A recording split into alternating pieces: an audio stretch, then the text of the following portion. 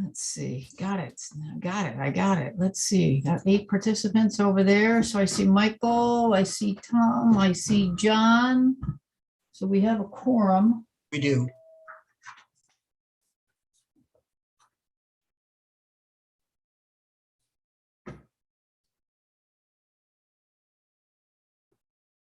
And I think I saw a note that Dave is coming in at 8 o'clock. later. So get some more light on the subject here. Oh, look at that, it's 7 o'clock. Oh, wait, I want to get one more light. Hang on. I can see what we're doing. Did no one tell you, Tom, it was business casual? Yeah, well, put the uniform on for meetings still. There you go. Excuse me. Get a little bit more light here. All right, well, it's 7 o'clock, so all right. I don't know why that should be a little bit lighter. Well, it is what it is, so. Oops, one more second, you guys, so I get the lighting right. And one of those days, so. All right, well, I think we are, I said, we have a quorum. I think we're ready to go. We won't, Allison is, are we ready to go? I know Alice isn't gonna be here today. Yeah, we're all set. All right, so we're recording. All right, well, it is 7:01. I'd like to call to order a regular meeting of the Brookfield Inland Wetlands Commission. Today is Monday, the 8th of November, 2021. My name is Sharon Fox. I act as the chair of the commission. With me also is Mr. Michael Newstant, who is the commission vice chairman. And we also have Dr. John Donovan, who is a regular member. So the three of us constitute a quorum. We also have Allison Kennedy, who is our recording secretary, and some of you may have heard Alice Dew, who is our wetlands enforcement officer, is not able to join us this evening. So I said just a quick look at the agenda, and really, Tom, for you, we've got you on at the end right now. Do you see that? Yeah, that's fine. And I told Alice that's fine. I'll just monitor and be back when you get to it. Okay, all righty, just checking on that. Thank you. All right, so again, we've done the roll call. We have checked with the town attorney. Next up we have is wetlands enforcement. And I've got a little email here from Alice, which I think everybody's got. So just a quick look, we've got 58 Old Grays Bridge Road. Boy, I have to printed this off kind of small here. Looks like Alice spoke to them about the location for a silt fence and some things needed some repair. So she's going to go back out the week of the 15th. Doesn't sound like it's an emergency situation. Then we got 100 Candlewood Lake Road. She said we're going to have a report next week on the on sort of the monitoring plan and I guess the construction sequence related to some of the plants and like that are on that property. She's also got 382 731 Federal Road. I printed this off, it's really small. She said that there was a site inspection on the 4th with Cynthia Rabinowitz. Doug was informed of locations of where addressed work is needed per the report. Do we have that report, you guys? For 731?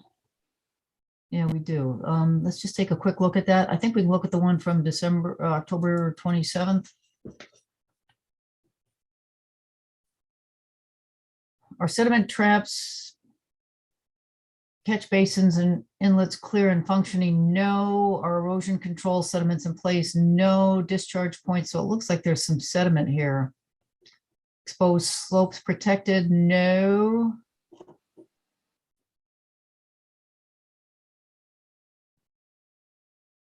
Some sediment did make it into the wetland. That is unfortunate.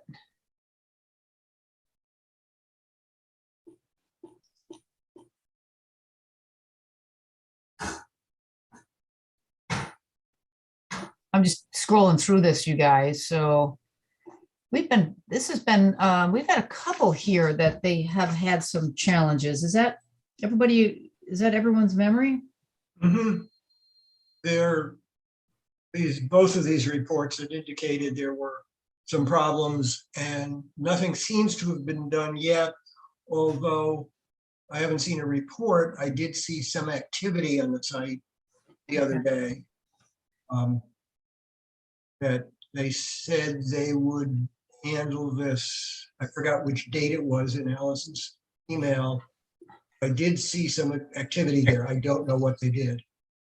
Okay, hey, Allison, can you make in the notes that I'd like to ask, and I'd like some, support from, John and Michael to ask Allison to ask the applicant to join us November 22nd.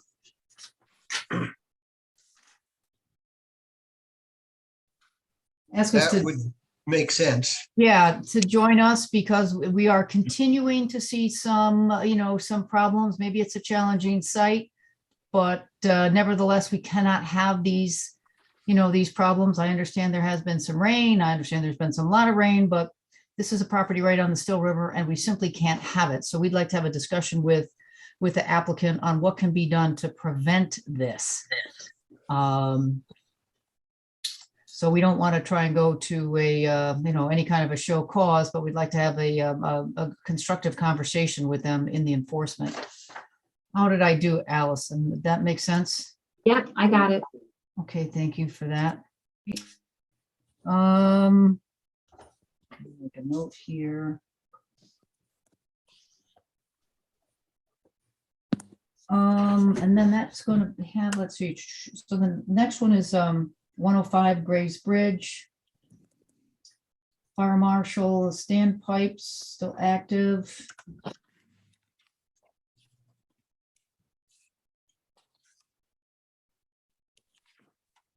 Most of the species are a small amount of bittersweet.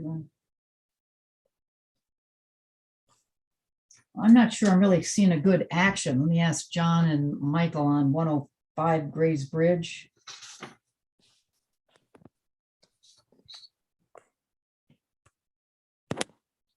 Was there a report Guys, from the fire marshal on that? I'm just looking at that email that Mhm. we got and I'm reading it and I'm not seeing the.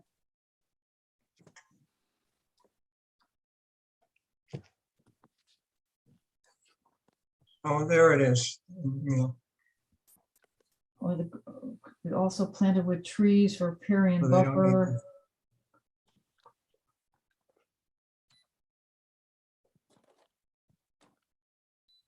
All right, well, let's try and, can you, let's leave this, maybe Allison, maybe make a note for Christine to put this specifically on the agenda for enforcement, because I think Alice is trying to convey something that I'm not getting. So I think we want to talk about this one. It's on old business, so Is it? Okay, all right, well, maybe we'll get something out of we that. can discuss it Thanks. at that time. Yep, you're right. There we go. Oh, yeah, right. That was the one where they were here and they were talking about the buildings and. All right, well, let's maybe it'll come clear when we take a look at it on the agenda. And that's it. That's what I have from Alice's note from the 4th.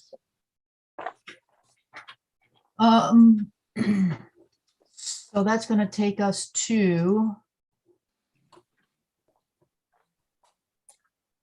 So that's it. We talked about 100, we talked about 731. Okay, so I think we've taken a look at the enforcement officer's report. We've made a request to have 782, 731 come and see us and talk to us about the site next week. Anything else, anything, John or Michael, you've seen in town that you want to bring to maybe ask Alice to take a look at? No, although just as a minor note, I was on another one of my daily walks over by the pond or the quarry. On Quarry Road, and the police were there setting some things up. And a couple of the guys came over to me, they recognized me and apologized again about 20 times for not going through proper procedure. Oh, and I'm sure you told them, thank you, but you got to do it. Yeah. Yeah, you got to do it. Everybody has to do it. course. and That includes you. All right, thank you for that, Michael. Sure. All right, well, if there isn't anything else, then let's head on over to old business. The first thing I have is 58 South Lake Shore. Is there someone here for 58 South Lake Shore?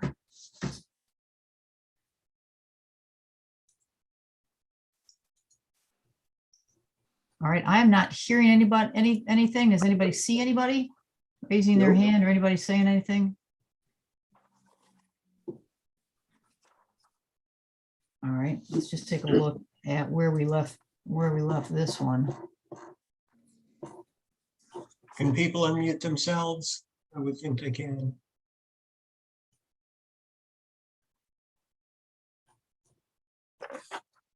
I'm just looking at I'm just trying to refresh my memory. I'm looking at the minutes from last meeting. Oh, here we go. Right. This is the one where there was an existing catch basin, and the one they were changing around. I think if I got this right, let's go take a look at the plan here. They were trying to sort of shrink the size of the driveway, but they were planning to use that same pipe that daylights right into Candlewood Lake. Does that sound right for everybody? Correct. That's right. Yeah, and I think we asked them to take a look at.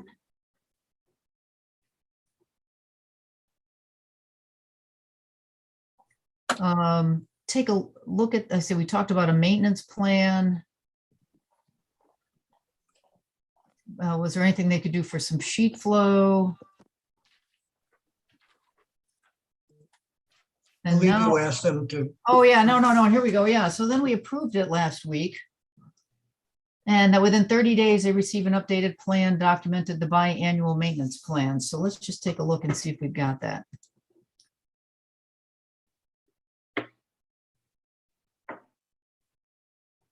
You think it's this septic plan revised 1025? Ay, ay, ay. I can hardly read this thing. It's got so many notes on it.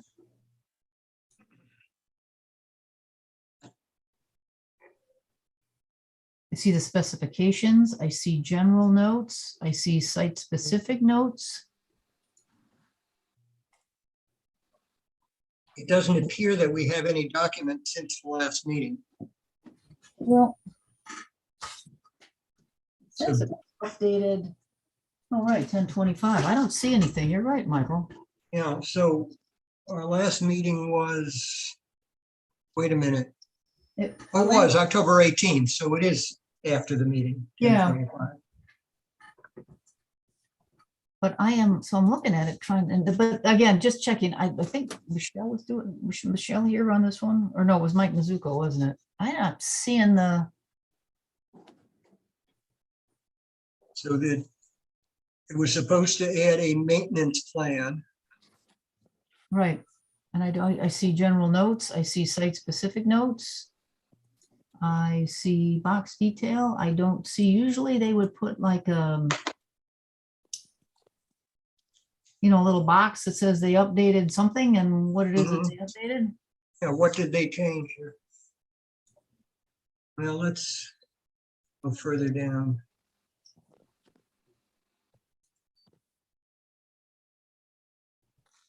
Oh, okay.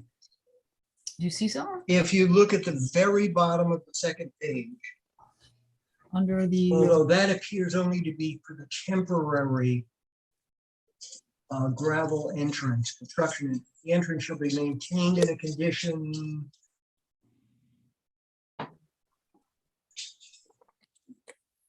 That appears only to apply to the temporary construction entrance, not, I'm not seeing it. the very bottom left of the second page. Notes, Very bottom left of the second page. temporary gravel construction entrance. Well, I see that, but if I'm remembering right, what we were looking for is. Oh, I'm not. Go ahead, sorry.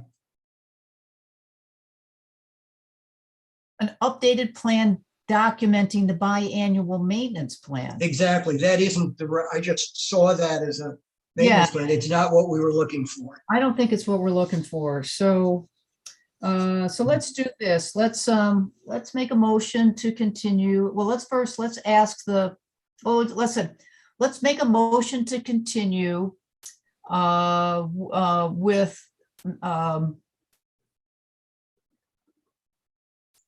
Do you have the minutes? I don't. Did we give Yeah, them no, a I'm looking time at it. frame? Did we give them it for the report? yeah, we said within 30 days. Oh, okay. Which should be enough time. And it looks like there's an updated plan, but I'm not seeing the biannual maintenance plan. Mhm. So let me see. So I'll make a motion to continue. Let's see. So let's. Well, wait a minute, before you do. Look on the erosion control notes on the right side of that page. And there are some additional items. Maintenance of erosion and sediment controls.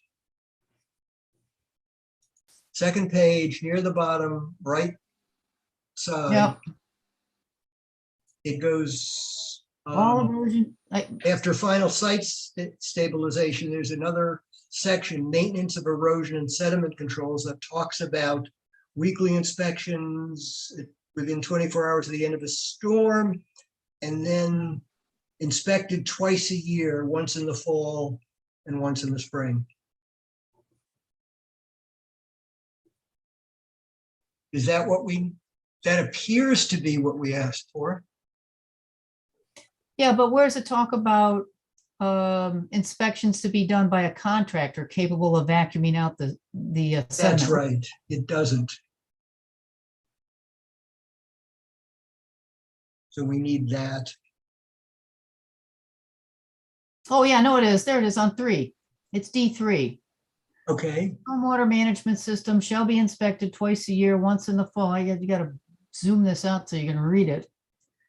yeah, by a contractor capable of cleaning it. Yep. So I guess they did get it. All right. What do you think, John? That's right. Yeah. They fulfill what they said. It appears to do what we asked them to do. We can't ask for any more. All right. Well, It'd then. been easier if it was in big print in red, but we found it. Yeah, and someone was here, so weren't scratching around trying to find it. All right. So I guess I think the plan now has what we asked them to put in. Mhm. I guess it's just a matter of, we could just make a motion and we can accept that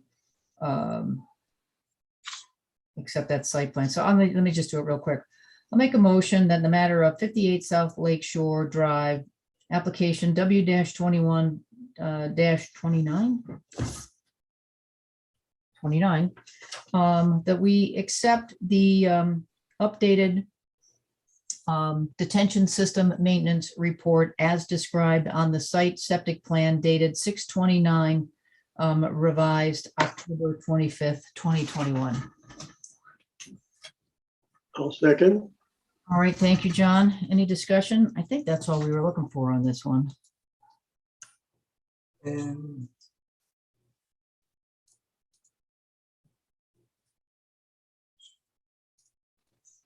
Where'd that go? All right. Any other discussion? You want to keep looking, Michael? I don't want to. just a minor thing, the drainage maintenance note 1025. Yes, I just found the date. I was going to say the date wasn't on here, but it was. No, I'm comfortable with it. All right, so then all those in favor of the motion to accept that updated maintenance plan for 58 South Lake Shore, aye. Aye. Aye. Sounds like 3-4. Any against? Any abstentions? All right, motion carries unanimous, 3-0. All right. Next, we have 105 Grays Bridge Road. There's someone here from 105 Grays Bridge. Yes, Robert Ryan from Enviro Consultants. All right, thank you so much. So I'm just looking at minutes, just refreshing my memory. I think what we were talking about when we were here the last time is we had a plan that was talking about taking out some trees, and we had some more conversations about which trees and why did those have to come out and could any stay. I think we talked about maybe the property owner might want to think about maybe adding some, gravel to get access to one of those buildings. That's some of the things that I remember we talked about. Do we have an updated plan you want us to look at? Yeah, I sent that in. Let's see, so it's received, would it have been received on the 3rd of November? That's the one, yes. All right, so let's just go take a look at that one.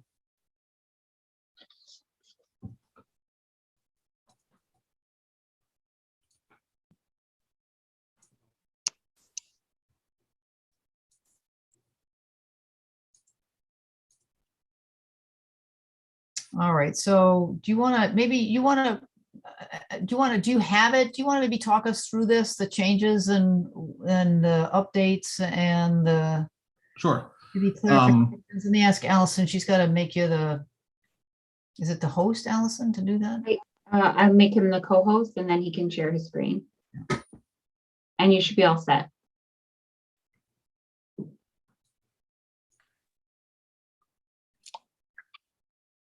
So are you guys there? Almost. Not quite. We Okay. still see your Yeah, environmental. you're all set to share your screen when you're ready.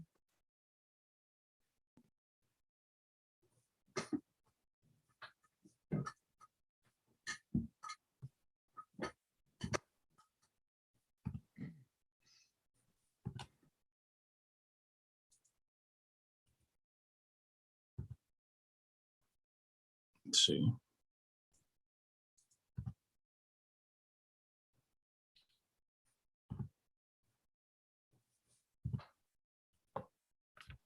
Okay, is that it? Oh, there we go. You can see it now. Yep. So what we did was we made it more of a proposed of what we're planning on doing in this area. And as you can see, we sort of color coded some areas. Basically, what we come up with is 5 trees that we wanted to remove, the ones closest to the buildings. The other trees are beyond the 60 feet, which is what they're asking for as far as like a gravel area, so they can back up a like a trailer to the loading dock in the back. So the pink is the pink crosshatch is, The pink crosshatch is the proposed gravel area.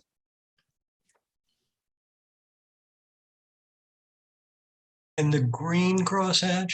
And the green crosshatch is, there's a lot of the invasive bushes and stuff in that area. He wanted to take them out, leave the trees in there. You can see some of the sycamore and the green ash and the oak. Those are all staying. We're just taking all the invasive bushes around them out, and then we're going to put some maybe some lawn or some wetlands grasses in.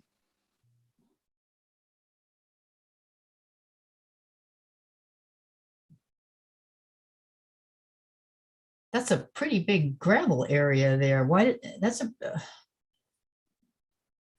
Particularly, I said, so in 2 areas, you're bringing that essentially right. What is the blue again? Can you just refresh my memory? The blue crosshatch? The blue is the wetland area. So on the T-shaped building, there's actually a fence along the river, and that's what we're graveling up to. There's a chain link fence that's existing. All right, well, as I remember, the applicant was sort of interested in kind of like access to that back building. And now it almost looks like a big parking lot back there. Did they give you any conversations about, again, why does it have to be so big, or? Well, again, because for the T-shaped building, there was the chain link fence behind there, which there used to be access years ago. And then behind the square building, there's the loading dock and door, which there is no access to now. And they wanted to be able to, have, trucks back up to that loading dock. So they needed the area to swing in there. My question would be, you're bringing the, in part of the gravel area practically right down to the Still River, and the green area you're saying perhaps lawn right up to the wetlands and up to the river. What can be done to protect the river and the wetlands from what you might be putting down on the lawn to help it grow? That if trucks are backing into that area that goes right to the Still River on the gravel, Well, what will be done to protect the river from anything coming off the trucks getting into so the river? the reason that the gravel goes all the way to the river there is because of the dry hydrant that's there. You said what? There's a dry hydrant at the Still River where it goes all the way down to Still River on the left-hand side of the square building. Okay, There's a dry hydrant there, so that I believe the fire department needs access to that. I thought I read something that was not the case. Did you see that, Sharon? Yeah, I'm just looking back to Alice's notes here. She asked the fire marshal to the standpipe towards the back at 105 Graves Bridge is active, and he said there's no need to maintain it. So again, I don't know, how, if you were in the, Right now, it's a lawn that goes all the way down there. There are no, that area from the parking lot to the left-hand side of the square building, from the parking lot all the way down to the river is just a lawn. It's existing now. There are no trees or bushes.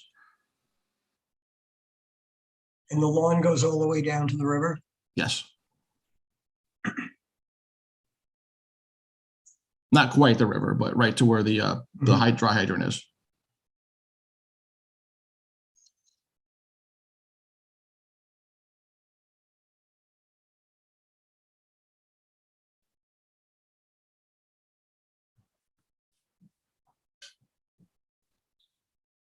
Well, I, for one, think going back to some of our discussions about riparian buffers and anything we could do to improve the buffers as much as possible along the river with trees, with native growth, with keeping certainly vehicles away from the river as far as possible. I know this is a difficult situation. You have a couple of buildings that were built very close to the river and they put doors in the back. So there needs to be some access. But I would be very concerned about that much access. And there's also an area to the right of the T-shaped building that you want to put gravel in down to close to the wetlands. But that doesn't seem to have anything to do with access to the building. Right, they were just asking for that because again, it's just overgrown invasive weeds that are there. We're not cutting any trees down over there. yeah, but you're putting in, they said you're putting in gravel, and as, Mr. Neustadt mentioned, gravel and trucks, brings salt, it brings, there's, unfortunately, oil leaks from trucks. So, we got to think about what we can, what we got to think about what changes we might want to make here. I said, because I said you're bringing too much activity where there is none today, right up close to the Still River. Well, it's not really up against the river banks per se. We're probably a good, where the silt fence is a good 10, 20 feet off. Yeah, which is not very far. Ideally, we would have 200 feet of buffer, which is impossible, I understand, through most of the Still River, but we should probably see what we can do to get the most protection for the river, but not by putting in grass and gravel, but by putting in gardens or plantings that would filter anything that ran towards the river and protect it. And then letting the trees grow as tall as possible, as many as possible, provide shade. Yeah, we have some additional trees that we're putting in along the riverbank there. We were taking out 5 and along the buildings and then putting in 8. So the trees in the green area below the square building are new trees. There's the triangles are the new trees. The blue circles with the crosshairs between them, or those are existing. Okay, I see. That those The existing black trees we're not gonna triangles are touch. new. The Right. black triangles are new trees. Correct.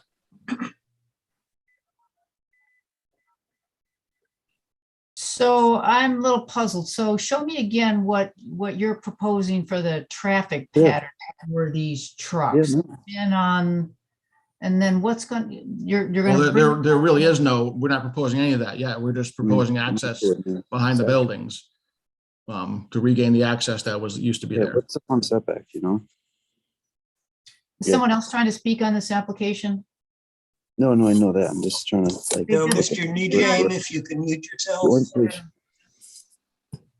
Well, that and you know, there's really no place else. Hey, we can hear your conversation. Yeah, you could do over here, but that Allison, can you mute James Nijame? Yeah, Either that, James, and 70. we're gonna hear your whole personal conversation.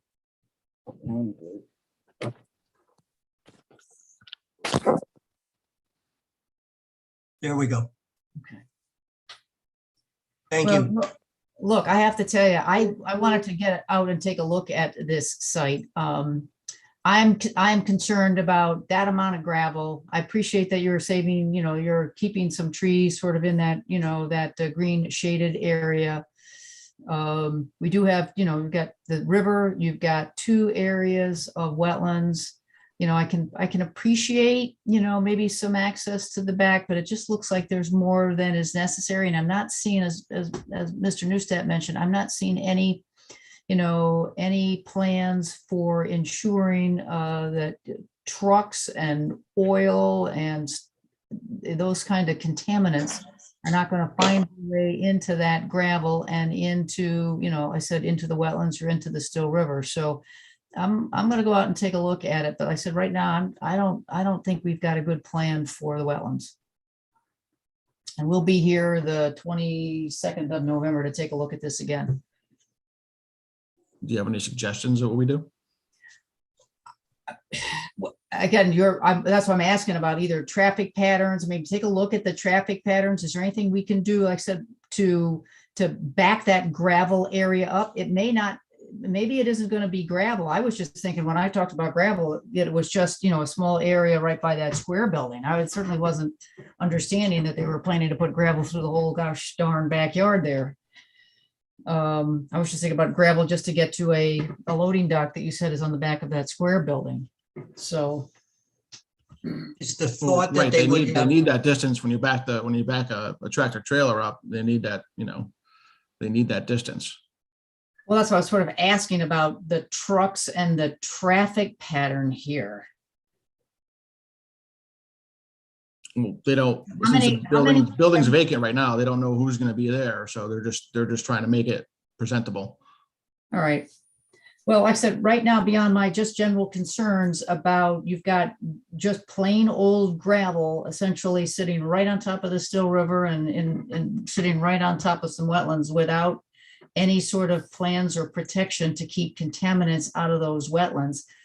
That would be one suggestion. Take a look at what you can do to, to ensure that, again, the inevitable isn't going to seep into the ground, into the Still River. Maybe it's got to be paved.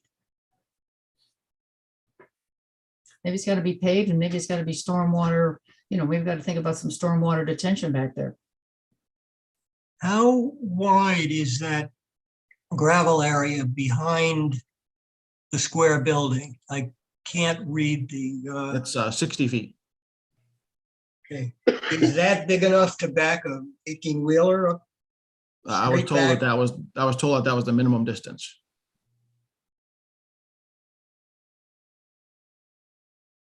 Now, maybe they can work with an angled loading dock.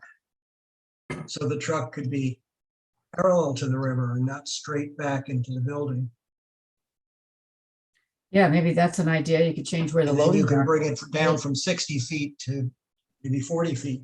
Yeah, maybe there isn't a loading dock in the back. Maybe there's gotta be a loading dock along the side of the building. Yeah. I mean, I can't see a use that close to the Still River that would require an 18-wheeler to, when it pulled away from the building, getting so close to the river.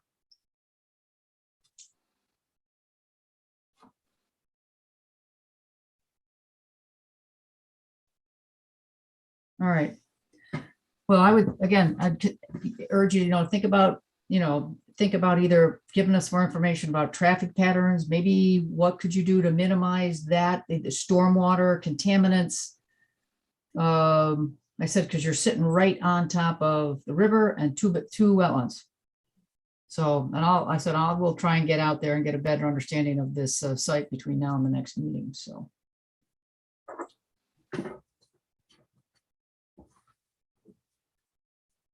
John, Michael, anything else? If not, let's make a motion to continue. Okay, I would make a motion in the matter of 105 Grays Bridge Road, number W-21-33, be continued until the next regularly scheduled meeting. I'll second. All right, thank you, John. Any more discussion? All right, I'll call the motion. Everyone in favor of the continuing? Aye. Aye. Any Aye. opposed? Any abstentions? All right, motion carries unanimous. Thank you. Yep. All right, let's sort of move on. We've got 19 Candlewood Shores, the barn and the tree farm. Anybody here for that application?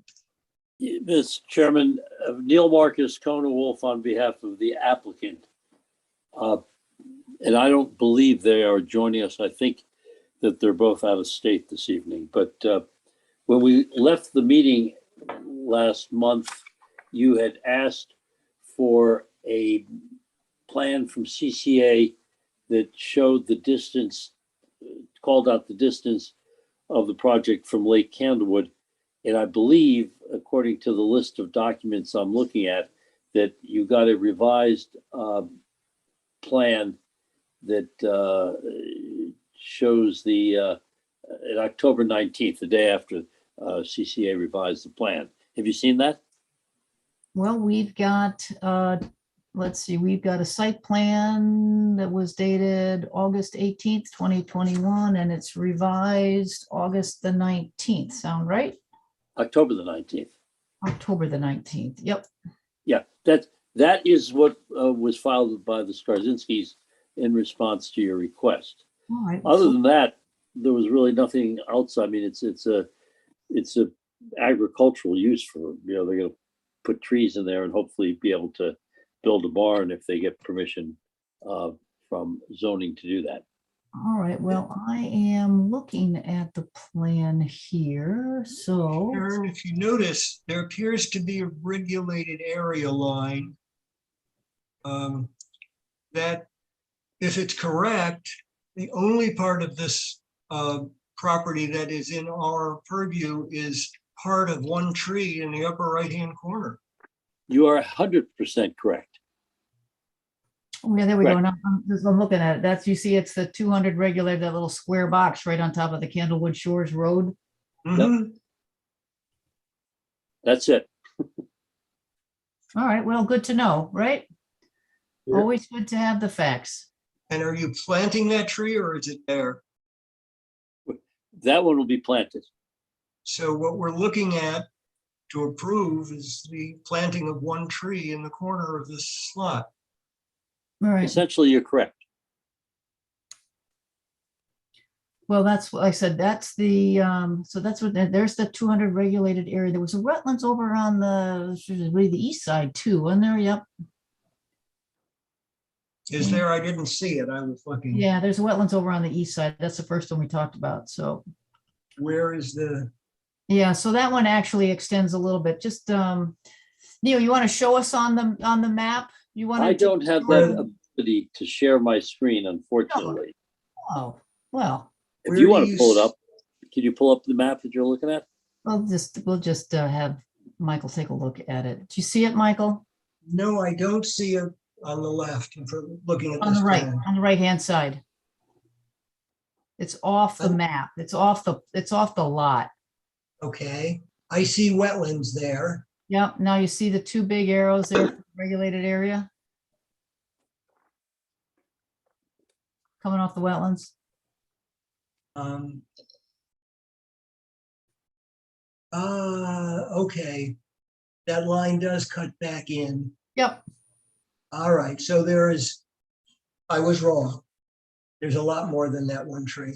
yeah. Well, you had And the new news. The new news was correct. The new news is there is one tree that's in the upland review area from the lake.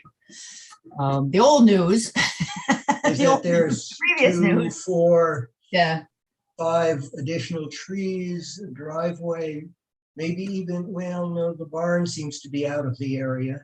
the barn is out of there, yeah. And a driveway going through it, Yep, proposed driveway.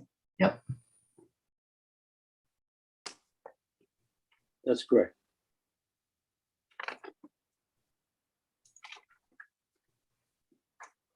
Where did we go over here?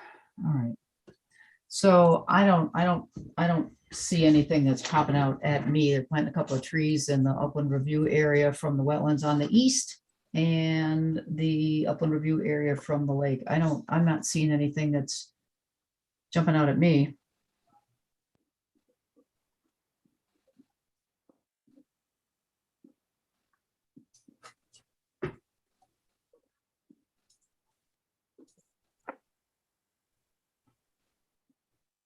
I want to give Michael a chance to stare at it, make sure we're not missing What it. are the red? Oh, okay, it's the 440 line, 450, all right, the red lines are lines of elevation. I'm not I don't know, is there a legend for the red lines?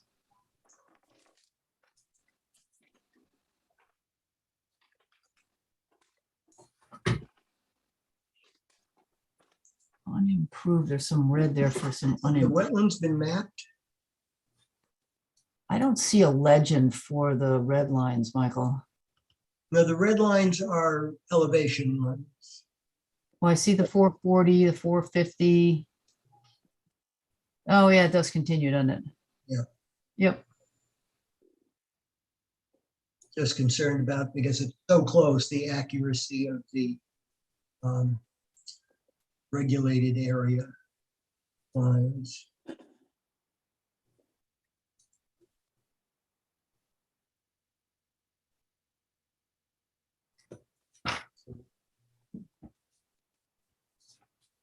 Not seem to be any information as to if or who mapped the outline of the wetlands.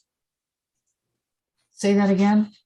There doesn't seem to be any information about wetland flags, who mapped the wetlands, are they?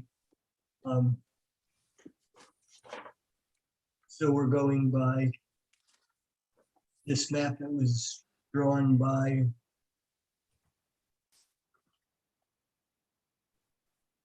who?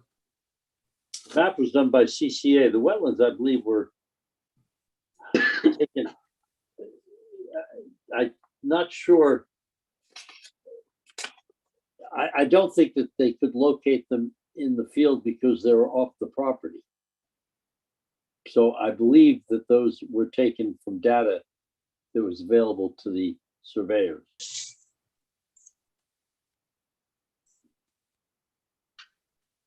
How do we handle that, Sharon, when the wetlands in question are not on the property we're reviewing? But are within, I mean, I haven't, I mean, the simple answer is you could go and take a look at a GIS map. That's what, you know, That's what we- and see if there was anything in a GIS map that would put that wetlands, for example, you know, in the middle of that lot.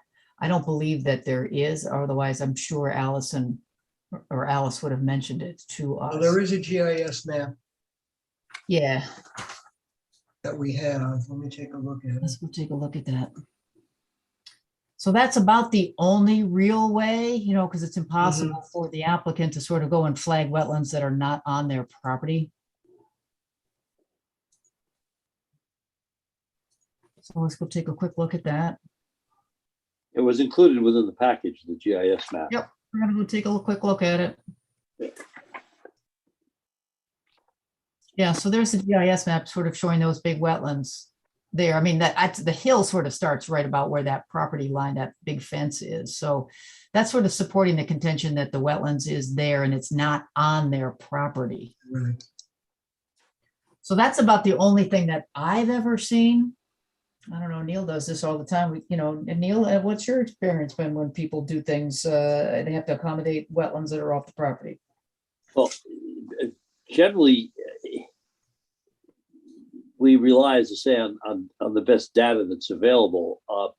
If I would tell you, if there were some reason to think that the application might impact those wetlands differently if they were 5 or 10 or 15 feet off, then I would guess that the applicant could be asked to try to contact the neighbors and to field locate.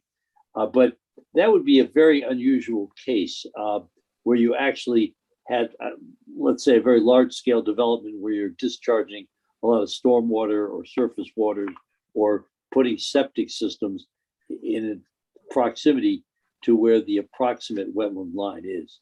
But here, where you actually, you got a roadway, which serves as a driveway coming up between you, between the two properties, and using the common sense of that the surveyors might use in reading the topos, the elevations, you would think that the interface between the property and the wetlands just didn't exist to the point that if that point marking the westerly side of the wetlands on the easterly side of the driveway between the two properties, at that point, if the exact location of that were necessary, it would be dictated by contours that showed more of an interface between the two properties. And here,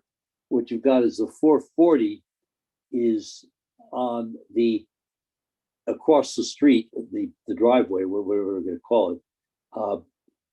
It's across there, and that basically almost marks the top of the wetlands. So the actual contours, you get the 440, and then if you're a couple of feet away, the 450. I'm trying to, my copy of my map is very small here. Yeah, in the area that we're working on, is you'll see from the new elevations is above the 450. So you've got 10 feet between where these trees are being planted above where the wetlands are across the street. So the idea that somehow there'd be an interface between the two at a distance of approximately 75 feet is not likely. So again, to answer a long answer to your question, if there were some real reason to try to figure out the exact location, then we would make an attempt to contact the neighboring property owner. But what happens here is the civil engineers and the surveyors have a real feel for what, I mean, they look at this stuff for years. They would look at it and say that the GIS map is relatively accurate. It's darn close. Well, that certainly answers my question of where the land, the line, how the line was plotted, and I'm comfortable with that. Thank you. All right, well, as I said, I really didn't see anything else. And I appreciate having all the upland review areas mapped here from the lake. I'm all set with that. You want me to do this one, Michael or John? Sure, go ahead. Okay, I'll make a motion then that we approve the plan for, it's 19 Candlewood Shores. It's activity number W-21-34 as described on a site plan created by CCA with an original date of August the 18th, 2021, revised October 19th, 2021, with all the usual stipulations to be effective the day after publication. I'll second it. Anything else we want to talk about, gentlemen? No, not really. All right. I well, let me know call- that, Yeah, I know that, you know I the live part- in that street. Okay. All right, then, all those in favor of the motion, aye. Aye. Any I, opposed, any abstentions? Okay, motion carries unanimous. Thank you. You're welcome. All right, next is you. 857A Federal Road. Let's see. Anybody here from that one? Madam Chairwoman, this is Bill Sweeney. I'm here with Emily Mitchell and as well as John Schmidt. And I also have Eric Davison as well here tonight. Okay, I'm just trying to refresh my memory where we left this guy here, so. Sure. I'm happy to give you a brief update or a brief refresher on it if you'd like. Be grateful for it. Go ahead. Thanks. I'm a land use attorney down in New London, Connecticut, 43 Broad Street, New London, Connecticut. I'm Connecticut counsel for AR Building Company. AR Building Company is a 50-year-old privately held company that develops luxury multifamily product throughout the Eastern Seaboard. They have 9,000 units in their portfolio, and they're vertically integrated. They develop, they build, and they actually hold and manage their properties throughout the Mid-Atlantic and throughout New England. The reason we're here before you is we sought a modification to a previously approved wetlands permit issued by this commission almost a decade ago for the property at 857 Federal Road. This is the project that's long stalled, that's known as the Green Acres development. And this was, again, approved by the project just a little bit less than 10 years ago. We're seeking to modify the approvals to actually make some minor adjustments to the site plan and to the building layout. And these changes will actually reduce the overall upland review impact of the project. There is no direct impacts related to the project. There weren't in the original approval as well. The only wetlands or water bodies on the site is the Still River at the rear of the site.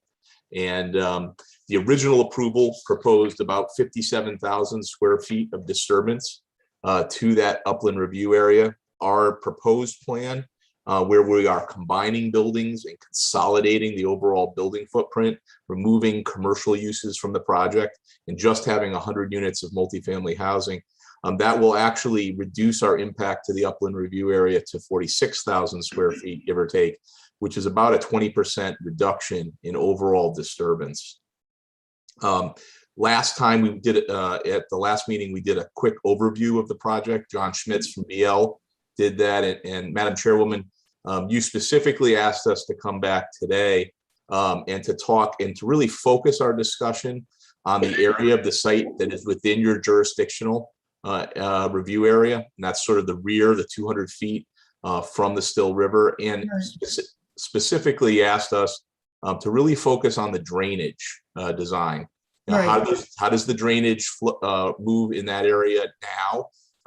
Which is now a vacant and blighted site that's overgrown, and how will it move and flow and be treated under the proposed conditions? So with that, we also do have, which I didn't have last time, I have Eric Davison. He's on the call as well. Eric is our wetland scientist. He confirmed the delineation for the Still River. He's here if you have any questions regarding his work, but I'd like to turn it over to John so that he could share his screen, and then he could just talk a little bit about the project. And again, as directed at our last meeting, focus on that 200-foot upland review area and the work that we're doing in that area. Yeah, I'd be glad to do that. I was just taking a look at the minutes. I think we were talking about two things. We were talking about for the stormwater management in the upland review area, what the pre and post pre-developments and the post developments are. I think that was one question that I remember. Sure. And then I think we talked a little bit on, what, we had talked about right now, the, you got that stormwater management. What the heck is it? The outlet pipe, on that northeast corner. We do have a revised drainage plan that we're gonna focus in on that a little bit and see if that's as good as it can be, so. Yeah, and in fact, if you look carefully, we have submitted, as of last week, actually the end of October, we submitted a revised drainage plan and a revised drainage report that added some level spreaders and some additional protections in those areas. And I'll let John detail those. Let's talk about those. Okay, great. So with that, I'll turn it over to John, and then I'll come back later on. Okay. John? Hi, thanks, Bill. For the record, John Schmitz. I'm a civil engineer with BMEs in Meriden, Connecticut. What I'd like to do is just share my screen and can walk you through some of the plans and what we're proposed to do here. Okay. You are all set to share. Okay. Okay, you should be seeing an aerial view of the site. Yep. Okay, so basically just quickly showing you what it looks like today. This is an aerial of the site. You can see Riverview Court, apartments to the north of us, Federal Road running to the west side of the site in the north-south direction. The Still River running also north-south, actually flowing to the north here. And that sets the eastern boundary of our site. Jump over to just a overview of our site plan. For the most part, we have 2 buildings. Previously, there were more buildings. We're down to 2 now. We've got a total of 100 units on the site and 164 parking spaces. We'll have 1 main access drive off of Federal Road at the north side of our site, approximately this location. At the south end of the site, there will be an emergency access drive for fire trucks, emergency vehicles to access a secondary drive at this location. We have circulation around the site in both buildings. We also have a proposed emergency access drive around the rear of Building B. Right. Is the easternmost building, which is located in the buffer area.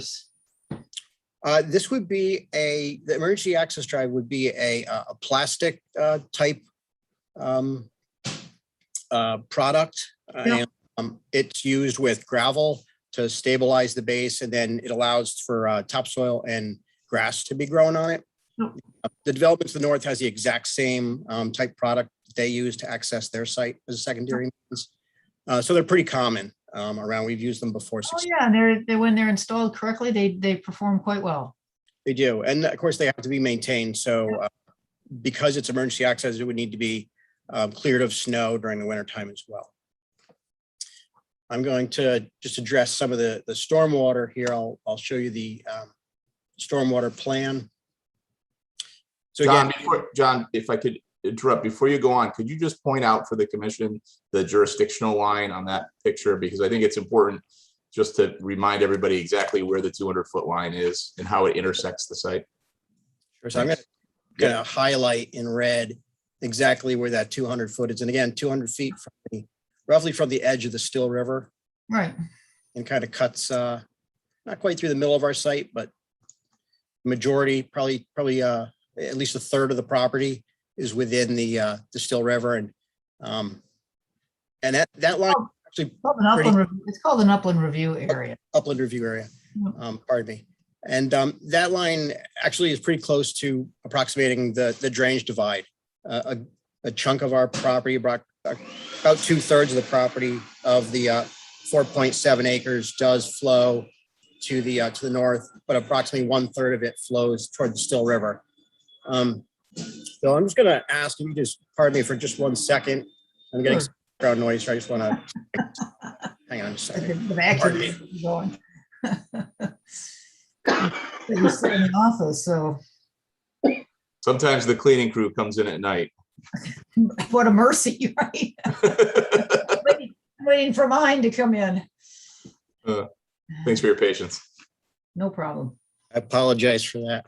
No need to That's okay. apologize. It's live television, things happen. So. There you go. Yeah, If I was that's home, no it would be my problem. Yeah, dog so barking, What so. we had talked about is, like you said, for the area, upland review area, the stormwater management today in that area, what the flow is today, Right. the pre, and then what are you guys proposing for the post? So I'm actually looking for a couple of numbers here. Sure. So I'll just jump over to show you the plan for the grading and drainage. In that area, there are three distinct outlets. One is at this location, level spreader, and a second one midway through a second level spreader, and then a third down at the south end. What we've done is try to spread the flow out. So for the numbers, we looked at the site for different storms. We looked at the 2-year, the 10, the 20, 100-year storm. Yeah. And the numbers are in the report, but I'll just read them out to you. The pre-development flow for the 2-year storm that discharges into the river is 3 CFS. Under the post-development condition, that would be knocked down to 2.38 CFS. For the 25-year storm, 8.23 CFS, that's cubic feet per second, would discharge to the river. And under the post-development, that would be knocked down to 6.53 cubic feet per second. For the 100-year storm, which is the highest storm that we look at, the pre-development flow to the river is 11.42 CFS, and that would be reduced down to 10.61 CFS. The backup calculations are in the report that was submitted, but those are the round numbers that go into that would be discharged cumulatively to the Still River. So we're reducing flows, peak rate of runoff in all the storms that we analyzed. Yeah, I would think probably, it's always better to have less. In this case, probably because it's at the river, we probably don't want it to be too much less. Yeah, right. So here, there's some, there's some balance here. So, what was the 100-year again? I'm sorry. Do you have that handy? The pre-development flow is 11 CFS. Yep. And then the post-development is 10.61 CFS. Okay, so they're essentially about the same. So, yeah, I mean, it's roughly one, not even quite 1 CFS. It's probably in the order of, I don't even think it's maybe a 10% reduction potentially in that range. And then themselves are designed as level spreaders, high level overflows. So what we're trying to do is mimic a sheet flow condition without a point discharge. So what we've done is create 3 of these outlets whereby water will percolate out of a perforated pipe into a stone trench, and then water runs out of the trench onto the surface, the undisturbed area, and then flows down to the river through there. The northerly outlet is roughly about 110 feet or so from the edge of the river. It's roughly about 70 feet from the top of the bank. The lowest, the most southerly is about 30-40 feet to the edge of the river, and about 15-20 feet to the top of the bank. And the middle is kind of splits the difference between those two. And the permanent line of disturbance for this development is that? It's the thick, yeah, there's a thick line. I'll highlight it here for you.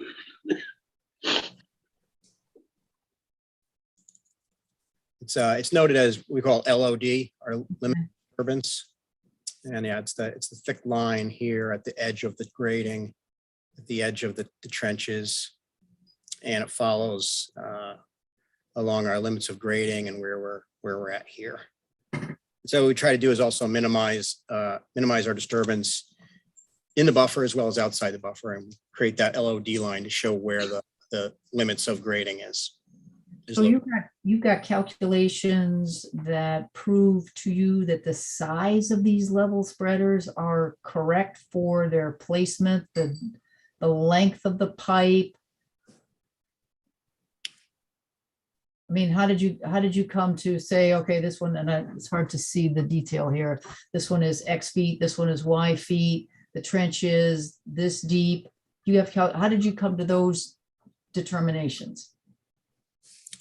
Well, it was based on a function of, so each of the three have a different, each of the three outlets have a different outfall. So the numbers I gave you were the cumulative to the three. I'd have to break it out and run through the calculations to show how the length of each one was determined. For the most part, it's tied into the amount of flow coming out of each system. Do you have a profile of, say, of one of these or all of them? Do you have a profile, you know, sort of a cut through it so I can get a better understanding of I've got the wrap and how deep you're going? I've got a detail. I've got a detail, not a pro. Well, let's see. Yeah, so this is a level spreader detail, which is on sheet DN3, and kind of gives you an idea.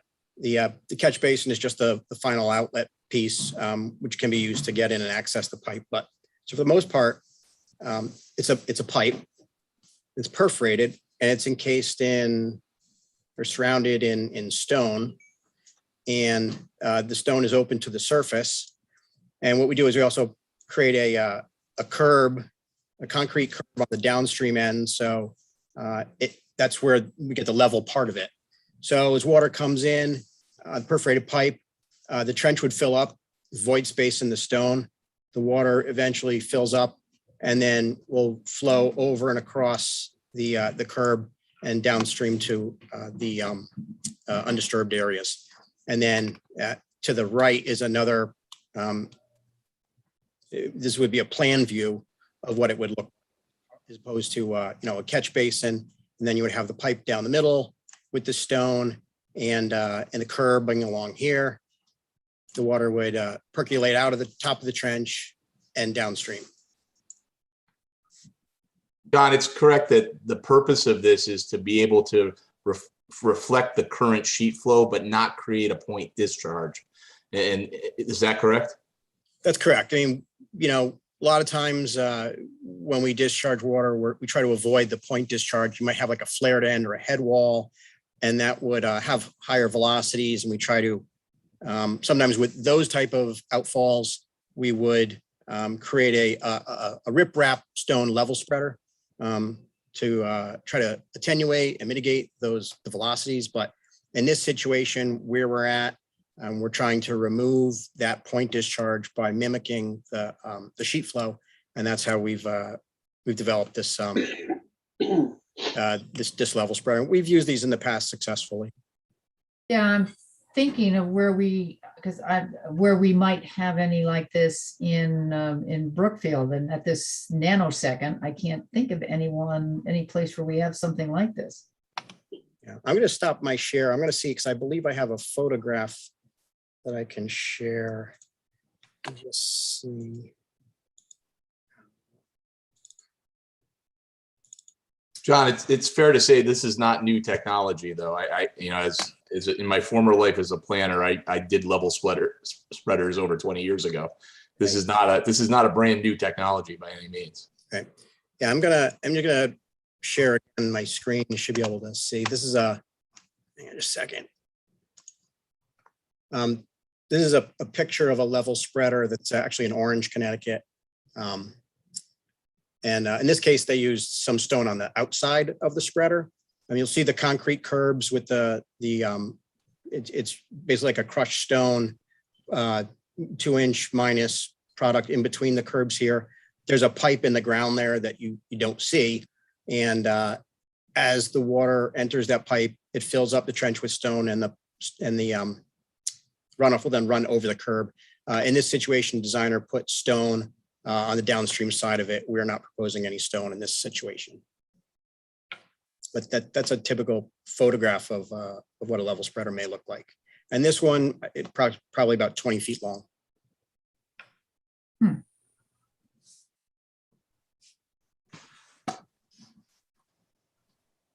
Yeah, I'm thinking back to all the properties that have been developed, and I don't remember anybody using this. I don't say that it isn't new. I don't say that it doesn't work. I'm just trying to think of, in my mind, what other property use this technique. Because we've had a couple of developments south of you going all the way down to, down to Super 7. I've got 1, 2, 3, Yeah. 4, 5, 6 of them. It's about there 5 or 6 of them, and I don't remember anybody using these. We've had some swales, some just impressions, and the water was put there. I just don't remember anybody putting pipes and sort of stone trenches. Yeah, and we've used swales before.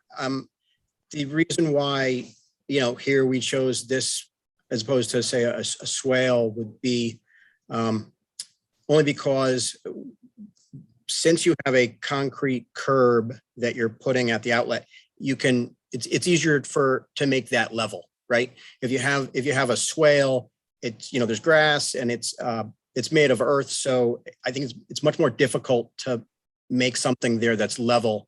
And we found that having a curb works very well to provide an edge that allows the water to spread over a greater surface more easily. I have a question that you may or may not know the answer to, but we know locally the town of Brookfield is proposing to extend what's called the Still River Greenway north from the Four Corners, including past this property along the Still River. Are you aware of that? Have you made any accommodation for it or any plans of what you would do with a public pathway along the river? We have had discussions with your planning staff and with town officials regarding that, and the economic development coordinator who actually brought it up. And we've agreed, while they haven't designed the trail yet or exactly where it would fall, what we've agreed to do, and it will be part of our planning and zoning application for the modification, is to grant an easement in favor of the town for the future construction of a river walk trail across the rear of this property. Obviously, where it exactly falls depends a lot about how it connects to the properties on the other, both north and south. Mhm. But the plan right now is to basically, as a condition of approval for the modifications at P&Z, would be to grant a generalized easement, a location to be determined if and when that trail actually gets developed. But it would be somewhere to the rear of the building. It may, quite frankly, be in the fire access area. I think that would be very convenient. There is some pretty steep slope as you get closer to the river. I'm not sure you could really do a trail directly on the river. But we're going to have that as an easement right to the town. So if and when that trail is actually built, that easement will be in place to help link pieces. And so that's something we've already committed to. Okay, so you haven't made plans for it, but you just know No. it'll be back there someplace. Yeah, and the reason is exactly how it's going to connect from the south. Where is it going to come in the south and when it's going to leave into the north.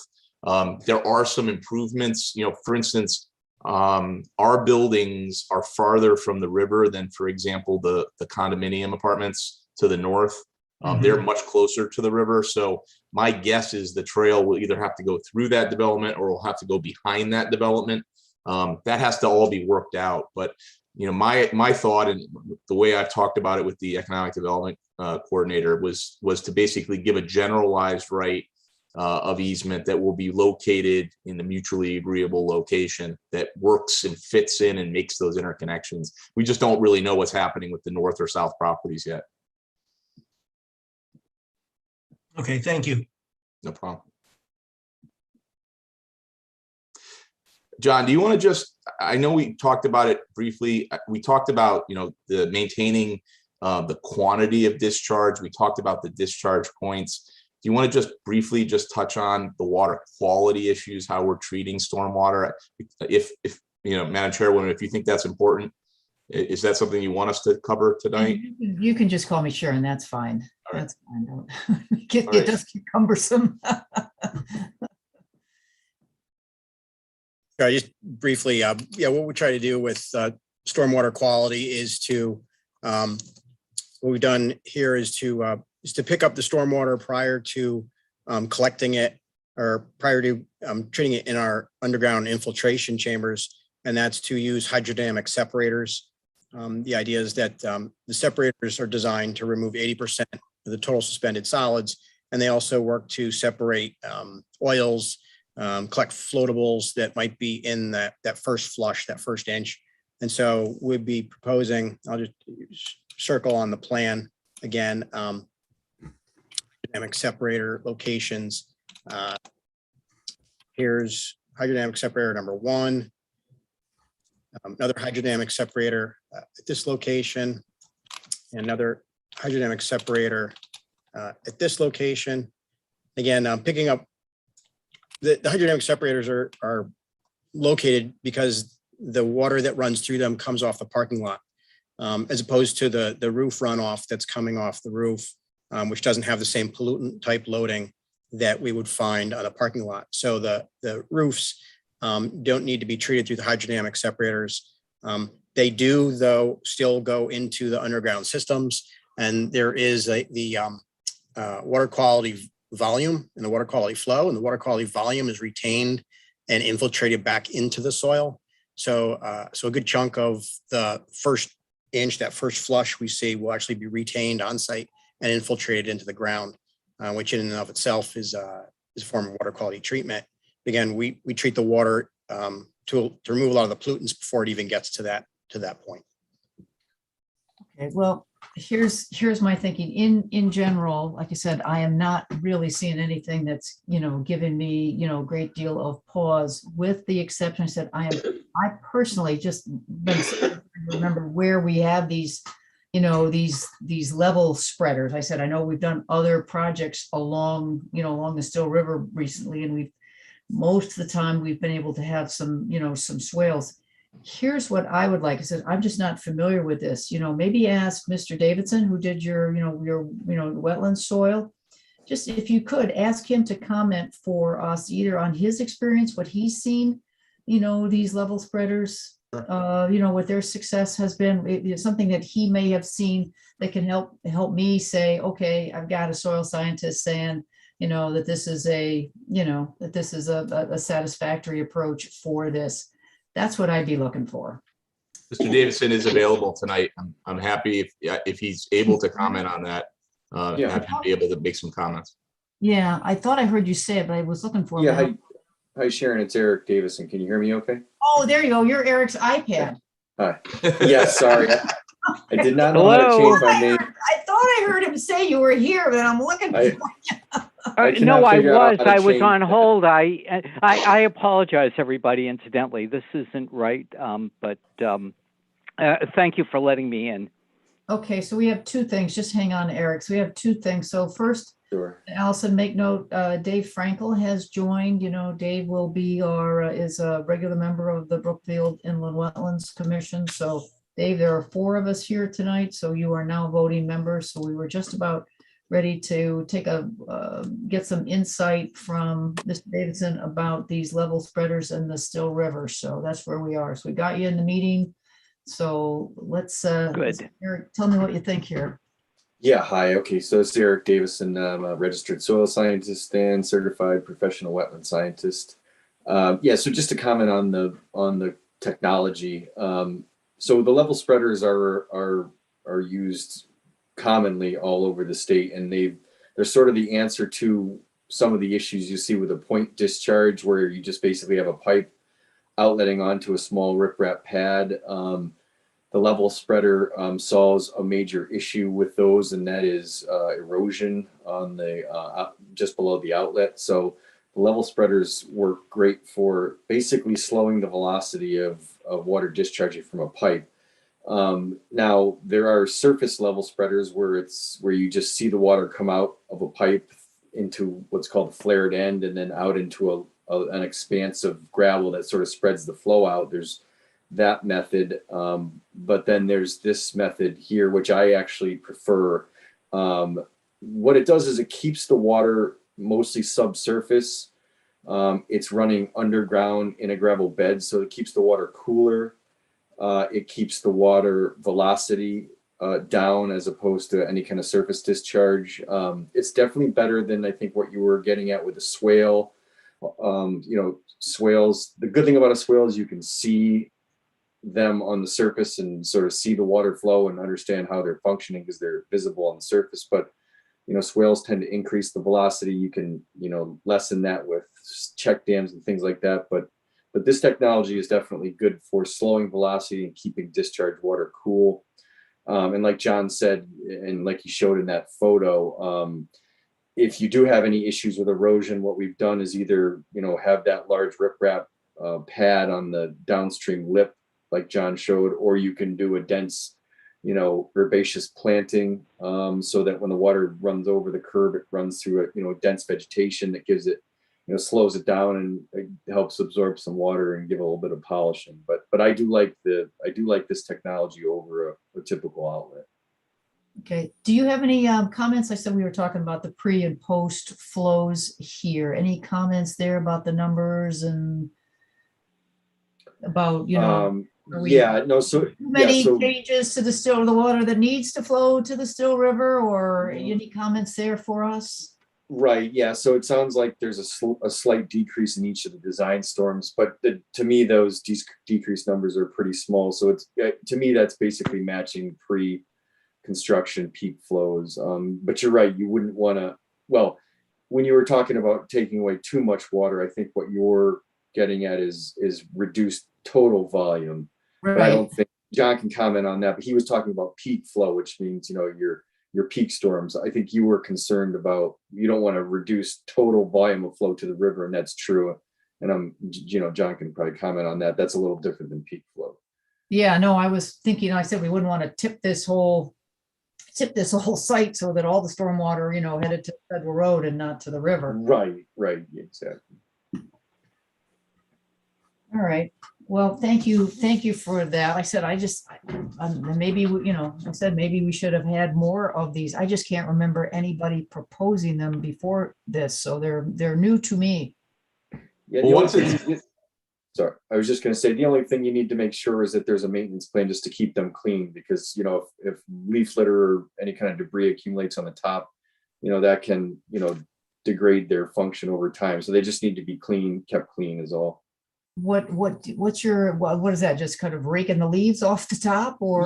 Keeping the material out of it, keep making sure that, the water can flow up and out, not filled with garbage or sticks or leaf litter. But these are all around catch basins. So, when someone's coming to do the maintenance on the catch basin, that could just be part of the maintenance plan. Okay, all right. So thank you for that. So what you know about the site, it doesn't seem like it's necessary to add any plantings for any of these. I didn't get any of that from your conversation, or did I miss something? As long as John is comfortable with that when it comes over the concrete lip, that there's not going to be enough velocity or to erode on those slopes, then you wouldn't need that. If you thought there was, you'd want to add some riprap or some vegetation or both. Well, we might do, maybe what we do is maybe we'll say maybe a first year, maybe a year after. Maybe a year after this project is completed, maybe we ask the applicant for a report in terms of how well these worked. I would assume we'll have how about something like that? That's a very reasonable request. Yeah. And hopefully they're working amazingly, and you can use this project as a model to encourage other developers to use this technology if it seems to work. Yeah. I mean, just a quick question. Is there requirement to shovel snow or plow snow off the level spreaders in the winter? John, do you want to answer that? Yeah, sorry. No, the snow removal is from the emergency access drive itself, but the level spreaders, no, there's not. Okay.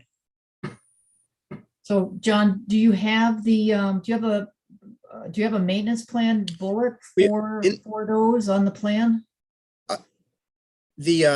The O&M, the operations and maintenance plan, is located. It's an appendix in the stormwater report. Okay.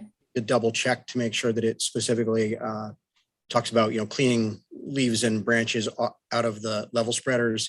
In general, it talks about long-term maintenance of the site post-construction with regards to sweeping, cleaning out, schedules for cleaning out catch basins and hydrodynamic separators, that sort of thing.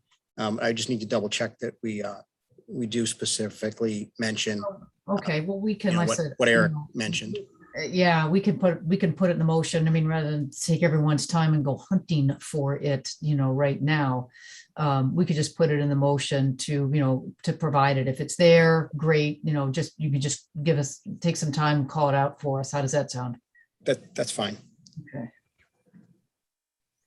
All right, well, it sounds, again, I am thinking for, Dave, John, and Michael, like I said, it sounds like it might be a good idea. I said 12 months after the CO, we get, we asked for a report, on the maintenance, and maybe include some pictures.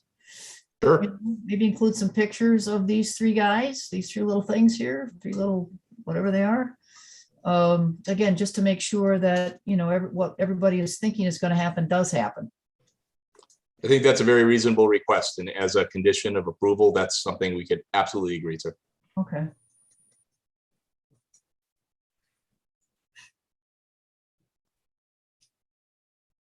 All right. Anybody got any other questions? I can try and take a stab at the motion unless someone else would like to. Go ahead, Sharon. All right.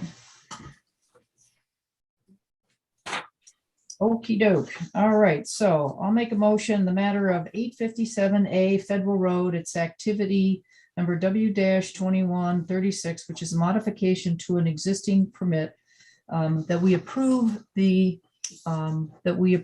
plan as documented on a site plan prepared by BL Companies, originally dated October 13th, revised October 26th, with all the usual stipulations, number one. Number two, that we include in the approval that the applicant will provide a report, including some pictures of the three level spreaders on the east side of the property,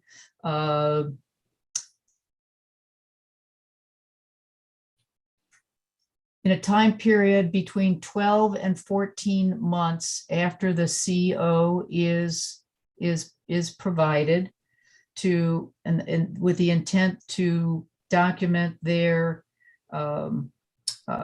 functioning or recommendations to allow them to function as originally designed.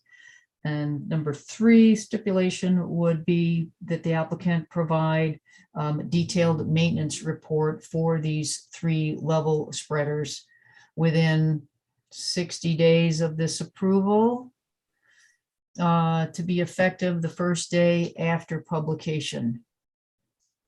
Sharon, may I make a suggestion? Yep. The stormwater management report is attached, was sent to us as well. And it includes, I believe, what you're asking about in appendix. It might, Michael. I think that's what John was saying. It might, but rather than hunt through it and double check, we'll just put it there. And if it is there, it's there. So. Or it is appendix E of the stormwater maintenance. Or appendix E is the maintenance report, and the stormwater management report is the overall title. You may want to include that in your motion. Okay, so yeah, so to include the maintenance plan as described. And that the approval includes the stormwater management. Where's the date on that? The stormwater management report by BL Companies dated October 3rd. Correct. Same date, same revision. Right. Okay, so the approval is the map. The approval is the stormwater management. There's three stipulations, our normal ones. The second one would be a report to be provided between 12 and 14 months after the CO to document the performance of these level spreaders, probably include some pictures, and again to confirm the maintenance report covers these three level spreaders. So I'm just trying to review the motion there. Allison, how did I do? I think she's still on mute. All right, well, someone want to second that? I think we got it. All right, so just to I'll double check, second we it. got the plan, we got the stormwater management, we have the Normal stipulations, the maintenance, the report, anything 12 to 14 months after the CO, and we've incorporated that. I think we're all set. Any other comments on motion? I'll second it. Okay, so Michael seconded. I think that's it. Anything else? All right, so let me call that motion. All those in favor of the motion to approve 857 Federal Road, aye. Aye. Aye. Any opposed? Any abstentions? All right, motion carries 4-0. All right, thanks, you guys. Thank you so much for your Thank you, time. gentlemen. Have a great night. Yep. You too. All right, so next Thank you. we've got this is just, I think, an acknowledgement for the meeting dates. So we can print that off and put that on their calendar. I don't think we need to do anything for the meeting calendar. Oh, yeah, I don't do any live meetings anymore. I don't know. Let's talk, well, we can talk about that now. I've kind of lost track of the, any of the executive orders, John. I've kind of lost track of what's possible and what's not. For how long we can continue the Zoom meeting. I've kind of lost that. They seem to be going So okay. let's look into that. I think we're still okay for this month. I haven't seen anything. Sure. I know Tom is, yes, are you Sure. there? I'm here. Yeah. Here? You can still continue to do any one of three different ways. You can do in person, you can continue with the Zoom, or you can have a hybrid meeting, although most commissions have found that it's a little tough to figure out how to do that, where you've got some people in a room and others who are going to appear by Zoom, as opposed to an occasional situation where the majority are live and one person from vacation dials in. So, but the short answer is you can continue with the Zoom, or you can go in person, and that's effective at least through February, I believe. Okay, well, thank you for that. I knew it was still in effect, but I didn't know for how long. So thank you, Tom, for that. So, I mean, I'm still okay with Zoom meetings. They're more cumbersome, but Seems to be working fine. Yeah. yeah. We probably will need to have them perhaps during the winter anyway. If there's a snowstorm, we still might be able to conduct a meeting. Sure, we don't get snow days. Good point. Yeah, yeah. No, well, Zoom may be here to stay, not 100%, but As an option. if there are weather problems or whatever, as long as we notify everybody that's coming to the meeting and the members. Right. Okay. Well, so I don't see anybody violently objecting to my suggestion that at least for the next meeting, we do these on Zoom. Yeah, that's good. Yeah. Working. All right. More discussion. Thanks for bringing that up, John. Appreciate it. Okie dokie. So I think that's it for the old business. We'll move on to new business. I've got 41 Barnview Terrace, an in-ground pool and a patio. Is there someone here for that? Yes, let's go. All right, let's go take a look at the, just take a look at the application here. We got a plan, right? Is that the septic plan that shows what the pool is? Yes, correct. So let's just take a quick look at the application here. Let me double, am I looking at the right one here? No. All right, so 41 Barnview Terrace, just a quick look. Total acreage is about 1 1/3 acre. Disturbed wetlands is 0. Disturbed watercourse is 0. Disturbed upland review area, approximately 10 feet. That sound familiar? Yes, correct. Okay, so let's go take a quick look at the plan here. Before you go past that, I'm just a little confused. Total wetland area on the property, 220 feet. Is that square feet? Is that, what's the measurement? Because you've got linear feet of water course, 220 feet as well. I believe the 220 is the linear feet Well, of wetlands. wetlands, we would usually want a square footage for acreage if it's that much.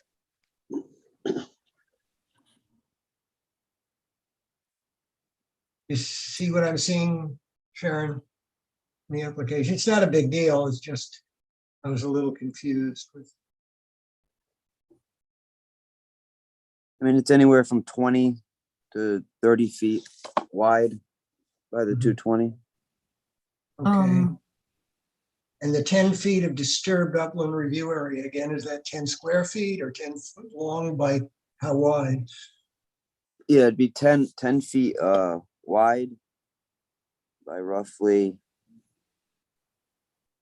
I'd say about 25 feet linear feet.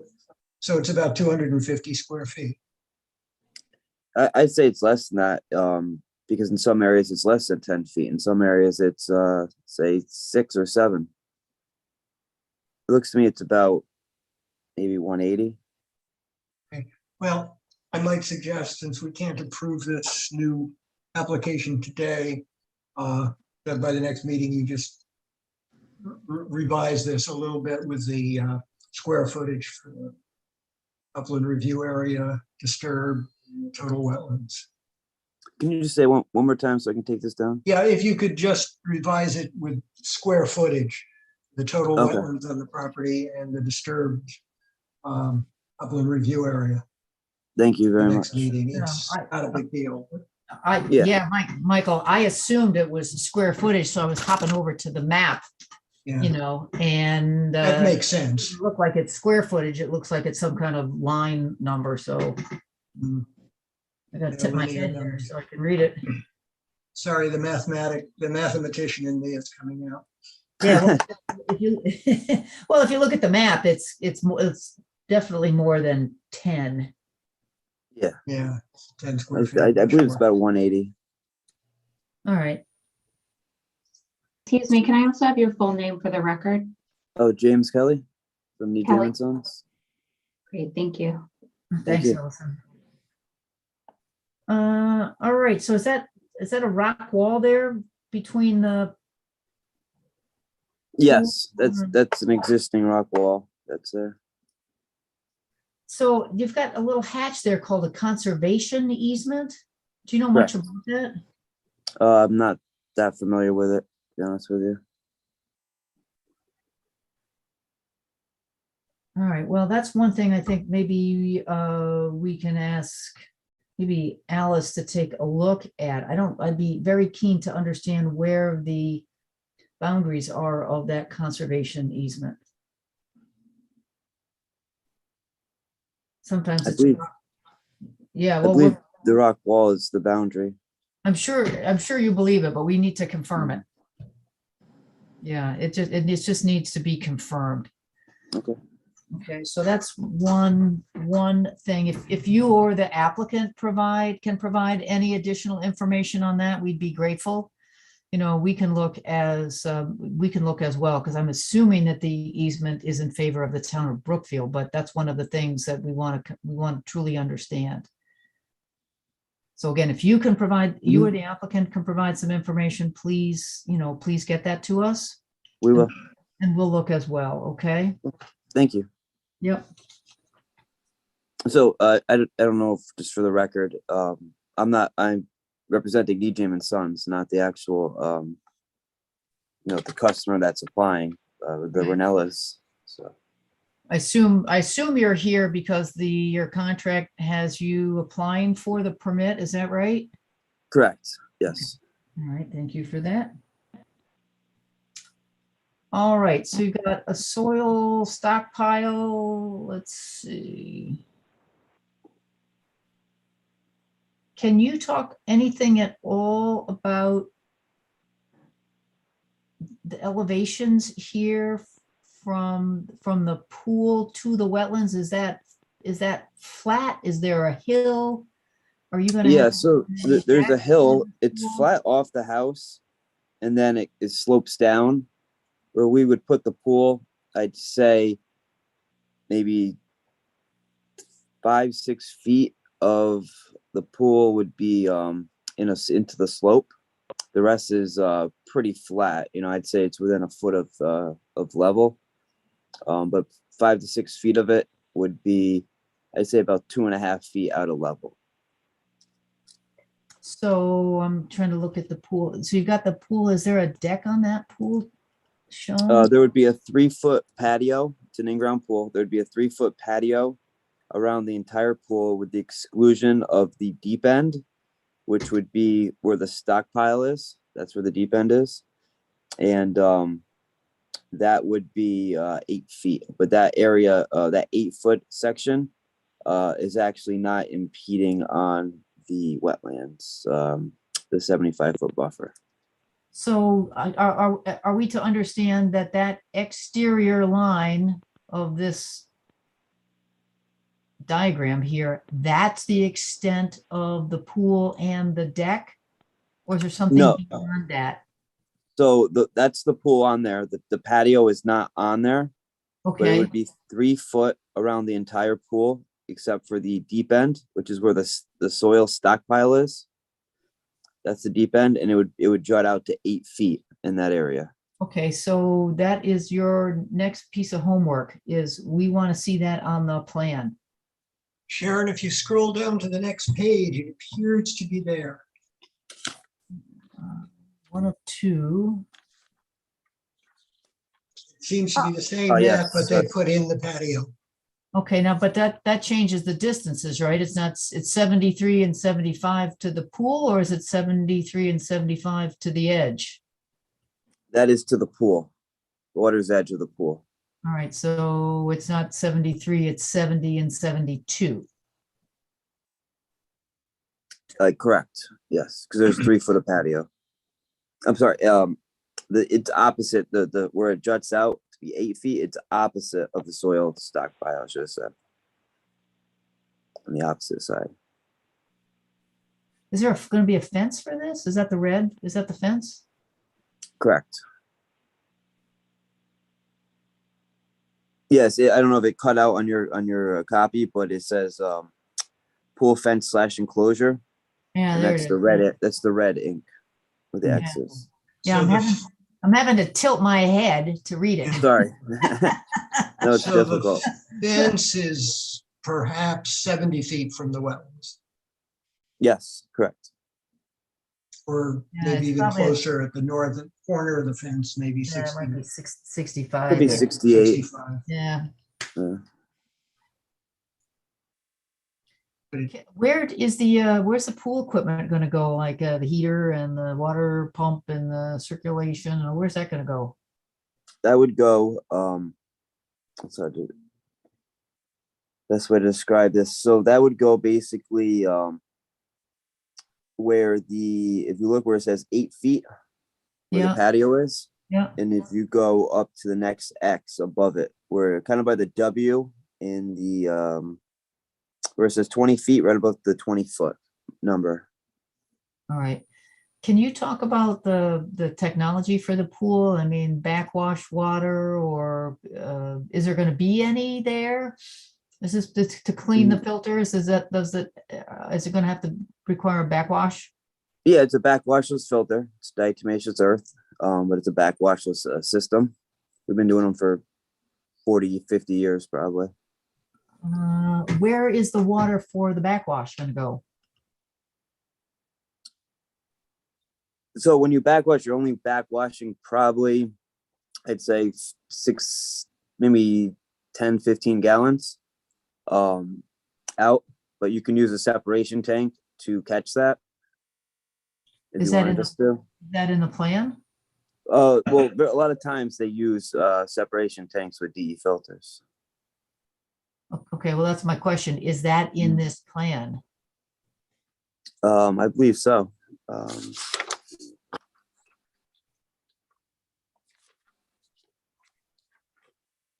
Because here's what I'm concerned about is anything from that pool with DE or whatever, you know, sliding into, like I said, it is a nice distance from the wetlands, so I am familiar with that, but it's all a downslope to the wetlands, so we don't want that. Yeah, so the diatomaceous earth that is backwashed with the water would be caught in a separation tank. Is that documented someplace, or maybe you can document that for us? And we can send that to you. Okay, good. All right. We usually do those with when we're talking about wetlands, because it's a very valid point. You're going to be discharging 5-6 pounds of DE at a time. So you Yeah. want to catch that, so it's not slowly making its way down there. Right.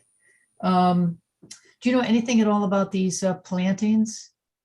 Yeah, so they would be like herbaceous plants. Sarah has switchgrass, sedge grass, and aster as several different types that they would use, and they would be along that rock wall. Okay, is that documented someplace? Under management practices or mitigation measures proposed, under required info on the permit. On the application? Yeah, it's same page where we were talking to 220 and the 10 feet. Okay, I do see that now. I see it. It's commonly not there. It's commonly just described on the plan, so. All right, well, I think we could probably handle that because we could probably just make a note on it that they, that we want them to be native plants, not anything like barberry or something like that, so. Mhm. Or Yeah, I mean, something usually she like writes loose native, growth. but All right, so we could probably make a stipulation like that. Okay. Other than that, I'm not really, nothing is jumping out, and nothing else is jumping out at me besides this is, as Michael said, if you can, update the application so it's clear that it's square feet and not just feet. sorry about that. That's okay. And second, like I said, if you could provide some information about that conservation easement. Correct. And Sharon, showing on the plan where the pool equipment is going to sit, Say that again, Michael. to show on the plan where the pool equipment is going to. Oh, yeah, I was getting to that. Yep. Show where the pool equipment is going to go. And that way it's very clear to us when we come down, when we, when the land use, enforcement officer comes, it's very clear. This is what we approved and that's what's on the plan. So yeah, that would be a third thing, show the equipment. Okay. And then can you document, like I said, the, the plan for the backwash and containing that, all the DE and all the water so that it does not flow into the wetlands? Absolutely.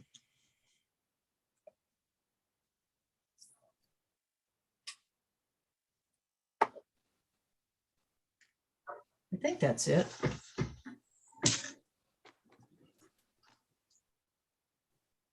I think that's it. Okay, well, I said the state of Connecticut, new business. The regulations are, barring something really unusual, we don't make a decision on new business. That would be back on the agenda as old business for our next meeting, which is, I think, the 22nd. Yep, it's the 22nd. So we got 2 weeks to get those things together. And we'll be back here. Like I said, and other than that, I said, I am, as long as there isn't anything, there are no uh-ohs, in that conservation easement, and you can easily handle that, that backwash stuff. I'm not seeing any problems yet. Thank you. Can I point out one other thing? Sure. Thanks. So, there really isn't anywhere, other place to put the pool. There is a very small slither of area. It's ranging between 6, I'd say 15 feet. It's almost misleading though how small it is with those numbers wide, between the front setback and the 75-foot wetlands easement, to the left of the driveway. There's a little area, but that's, this area right here is really the only area that that meets all the setbacks, this, besides we're asking for a few feet, and that would be right on the road, and not only that, it's it's a very large slope over there, so that would require massive walls and totally changing the grades, which could impact the way the water runs off. So this is the least impactful area. But and I appreciate that. I mean, I said, the upland review area, it's not an area where there cannot be any development. It's just an area where that's just a general area, and candidly, it's not even the brightest of lines because it can change on the topology of the lot. But like I said, I am not seeing anything here that would say that you can't have something like that. You can't have a pool that's, 68, 70 feet away from some wetlands that couldn't be installed without any sort of, without any negative impact. So as I said, I'm not seeing any big problems with this. Again, barring something with the conservation easement, maybe you got a problem with the discharge. I'm not seeing any big problems. Oh, and the native plants too, we'll make sure that gets in there on the plan. Yep. Cool. All right, so what we're going to do now, I said, got any other questions for us? Because what we'll do is we're going to make a motion that would continue this to the next meeting, and it'll show up as old business. Any other questions? No questions. Okay, Just thank you for your time. you're very welcome. I tell this to everybody. We're better than anything on TV. I'm gonna start tuning in then. You're always welcome. We'll have to- You're the star. Thanks. I don't go that far, but thank you. All right. All right, someone want to make a motion to continue 41 Barnview Terrace for us, please? All right, I'll move that we continue 41 Barnview Terrace, item number W-21-39 until the next scheduled meeting. I'll second. All right, thank you, Dave. Any discussion on the motion? All those in favor of the motion, aye. Aye. Aye. Any opposed? Any abstentions? All right, motion carries unanimous, 4-0. All right, the next one we have is 11 Old Turnpikes. There's someone here from 11 Old Turnpike. We can get, if so, can we get your name and address, please? Michelle McCauley with Artel Engineering. You have the cat today? He was laying next to me the whole meeting and he just jumped down. Mine just came in too, so I had to ask Michelle. So, all right, well, let's take a look at 11 Old Turnpike and see what we got here. It's about 6 acres. Disturbed wetland is 0. Total wetlands 3.5 acres-ish.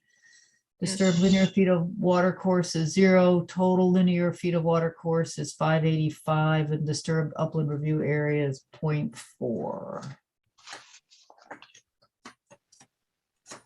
Can I share my screen to show you the plan? Please. I can go over it. You're all set, Michelle. Thank you. Okay. Okay. Share. Okay. So this, so we're proposing an addition on the house, which is on the south side of the house. We have wetlands that run along the whole eastern property and the northern, and then this is a stream that runs through the property as well. So we are proposing this addition next to the house. We had to go to the ZBA to get a variance for the addition, and we're doing a new covered porch in the front. We were granted the 2 variances for the addition. For an addition, we have to do a B100A for the health department, which is just showing a replacement area if they ever need to replace the existing septic. The existing septic is now in this area. You can see it here. Yeah. We did some soil testing down below, and the soil wasn't adequate for a septic. So we did some testing over here, and we were in natural soil. It was good to put a septic in. So we're showing a proposed replacement septic if they need it in the future over here. We're kind of bound by wetlands. And then we're also showing a proposed pool, but they have to go to ZBA to get a variance for the pool because we have to stay 25 feet off of the existing septic.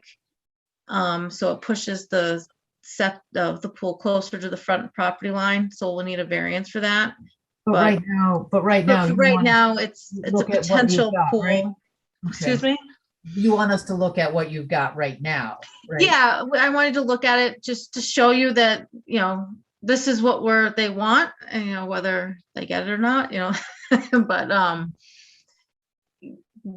we show the disturbance for the septic. Again, it's only if they ever need to in the future, if this existing septic ever fails. But we have to be, we have to get approvals from Wetlands to show, that they'd be able to install that septic if they need to. And then and we're asking for the pool as well. And we show some proposed native plantings to act as a buffer between the wetland line here. I put, we have a little patio deck around the pool with, and I put the pool equipment on the opposite side, so we were further away from the wetland. I looked at, putting the septic kind of in the pool area, but because of the well radius, we can't put the septic there. That's kind of why we're smushed, and we don't have a lot of room to do much of anything. So this was only the real ideal location for the septic and kind of for the pool. Michelle, what's the date of the wetlands flaggings here? When was that done? That was done recently. It was done May 18th of 2020. Okay, so it's very recent. Yeah. Jim McManus went out and flagged them.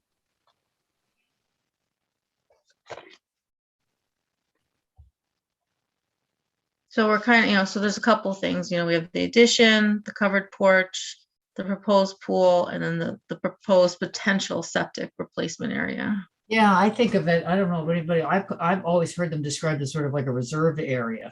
Yeah, it's a reserve area. We Yeah. have to just show the design of it. Yeah. And again, because we're in the property is kind of bound by wetlands and streams. So anything you do on this property will be, before you. Okay.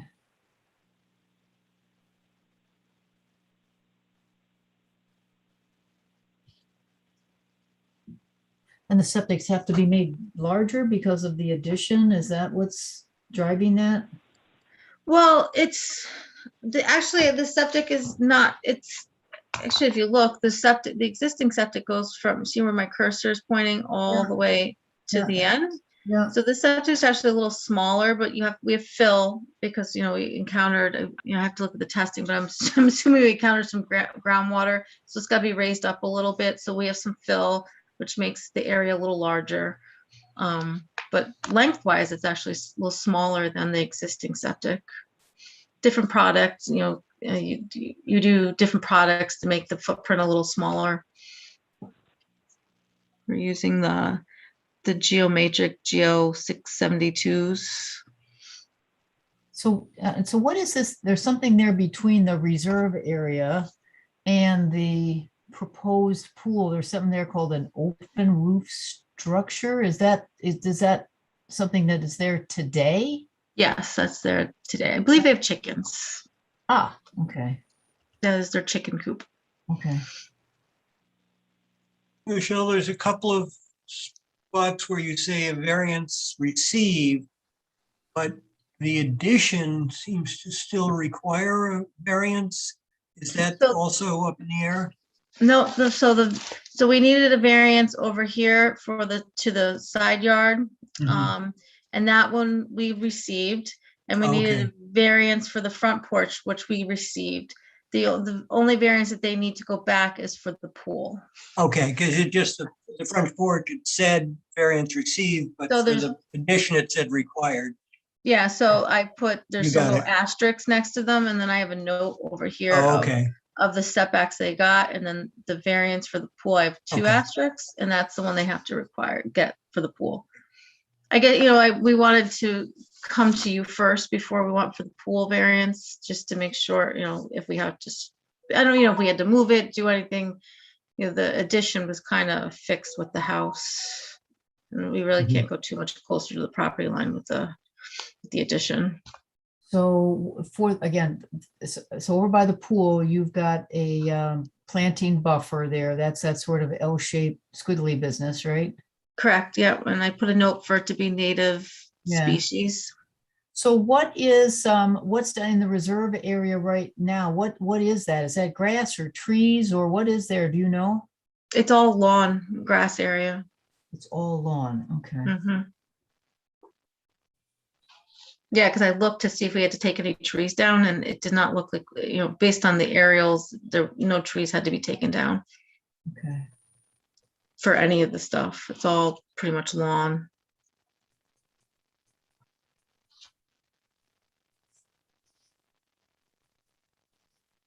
And you said that's got to be raised up. I see the topos there. Yeah, so there's, let me zoom in a little bit. Much it looks like 494, 495. Oh, geez. Yeah. Wow, I can see So that. this is a 494 that runs through, and the top of the system is at 496. So we're doing about 2 feet of fill over the existing grade. If it's ever needed. If it's ever needed, right, correct.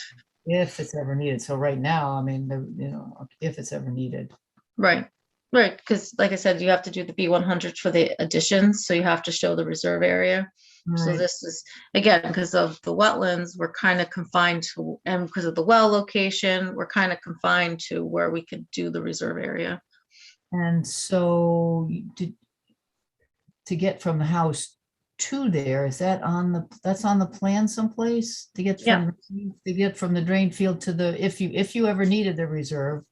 Yeah, How so would we you- would do 2 new tanks, a new septic tank, and then a pump chamber, and then it would okay. be routed, and I went Yeah. towards the front of, to try to get away from, staying out of the chicken coop, staying away from Right. the wetlands, so we're running along the front property line to the I bet septic. everybody hopes they never have to go down there. Correct. Yeah, it's a, it's a large expense to have to do it. No. Because again, because we're gonna have to, it's gonna have to be pumped, which is an expense. So it's something that they're, hopefully it will never, knock on wood, they don't need, but we have to show it.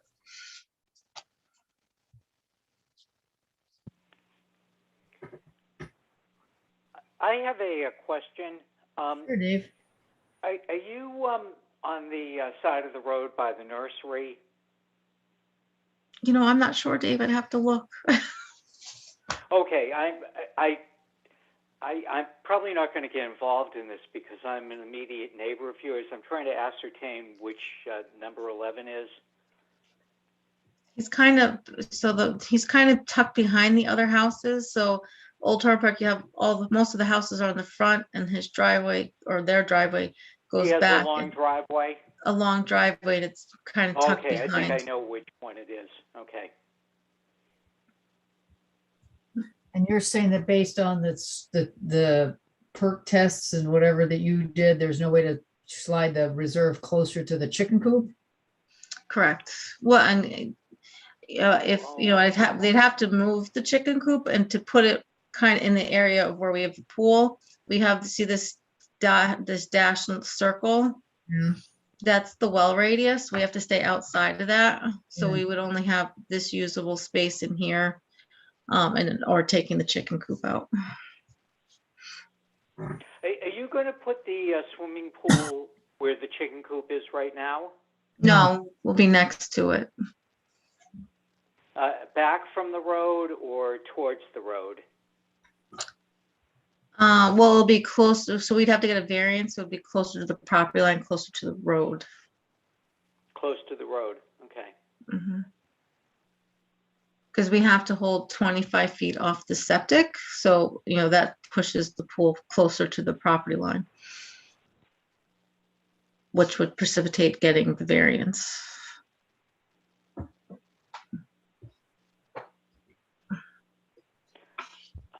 So again, it's so go ahead, Dave. The people next door, they're in the red colon. I don't think you may not know the neighborhood too well, but it's right on their line. I don't know what number they are. They might, as you go up the street, the numbers go up. I know which house you're talking about now with the chicken coop. And there's a house next door where you're putting this. I guess it's going to be right on the property line, and we might want to hear from them. Well, it doesn't the application doesn't generate the need to do a public hearing because we're not disturbing any wetlands. Yeah, she's quite right there, Dave. There's no. Okay, nope, that's yeah. okay. So Michelle, and if I'm looking at the topos, I see the 490, here's what again, it's a reserve, so let's hope Yeah. it happens. It's a reserve, I get that.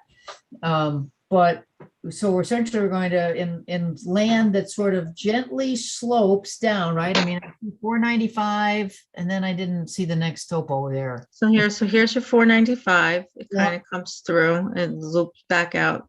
Then you Yeah, have the 494 Oh, that there it kind of is. meanders through, and you have a 493 that comes down here. So we're kind of So creating a little bit of a mound in there. that's just what I was wondering. We're creating a little mound, and that's so the water where it flowed pretty much right to left in sheet is it's going to be bifurcated, right? Correct. To the one side of this mound and then to the other side of it. Correct. It'll kind of, so on the neighbor's property, the way the topo works, it kind of Yeah. creates a swale almost so that it doesn't sheet onto their property. It'll swale in between and get still into the wetland. Because the way it ties in. So you're going to have the water go back away from the house towards the woods, right? Right, so the water will, There so are here's, woods beyond sorry. backyard there. So there's a high point. So the septic's at the high point. So you'll have water that'll sheet off to this way, and this way. And the way that the 495 ties back in and the way the 494 ties back in, it kind of creates a natural swale in there. So the water will sheet off and come down if you follow the hand and come down and get back into this wetland.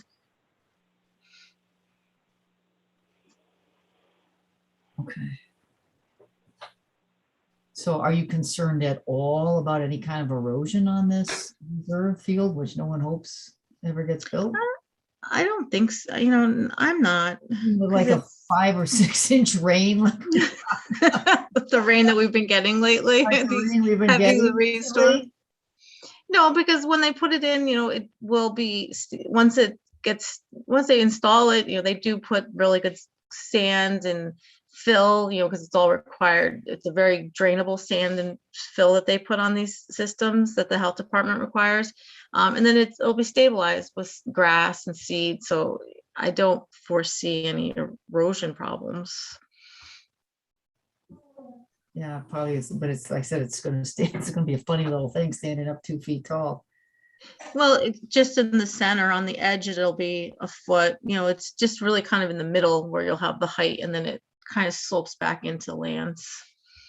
Yeah, it's To give you unfortunate. an idea of the way the driveway declines, they have a garage under the house. It's a ranch house, and it's at street level. And they have a garage under the house on the side. So, from the road, the driveway has to go down a little bit. This is just to give you I'm not giving my opinion on, whether the overall project is okay or not. But the driveway declines down to get to this garage, which is below the house. It's built into the house, but it's below it. It's like floor down.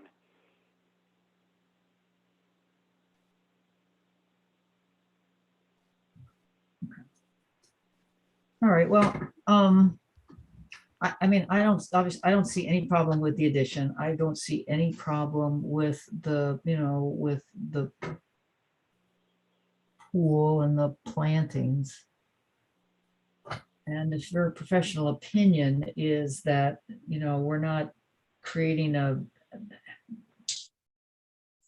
something that's going to divert the water on the reserve, which hopefully we'll ever use, either divert it onto the neighbor's property, more, it's not going to divert it onto the neighbor's property any more than it is today. Correct. And you're not seeing in your professional opinion that little mound, is going to be eroded with, I said, some of these rains, which as we all, know, it seems like we're gonna get more and more and more and more of. I'm not seeing any big problems with this. You are, let's see, what is that? Is that 20 feet from the edge of that to wetland flag 18? Is that what? 21 feet, 20.99. 21 from that edge to the wetland flag. Am I reading that right? 20 feet? Correct, yeah. Mm-hmm. 0.99. Yes, it's 20.99, so 21 feet. Yeah, and it's grass there today, so we're not making anything, we're not taking trees out, we're not probably making anything worse Correct. with this. So I'm not seeing anything that we could ask you to do between now and the next meeting, Michelle. Okay. But I'm just one voice. Michael, John, Dave, anything? Seems pretty straightforward. I'm going to abstain on talking about this. All right, understandable. Thank you, Dave. I'm just too close to it. Yeah. All right, well, I said it's new business. We're going to continue it, so. Yeah. So the only issue would be if you have to move the pool because of the problem with the variance.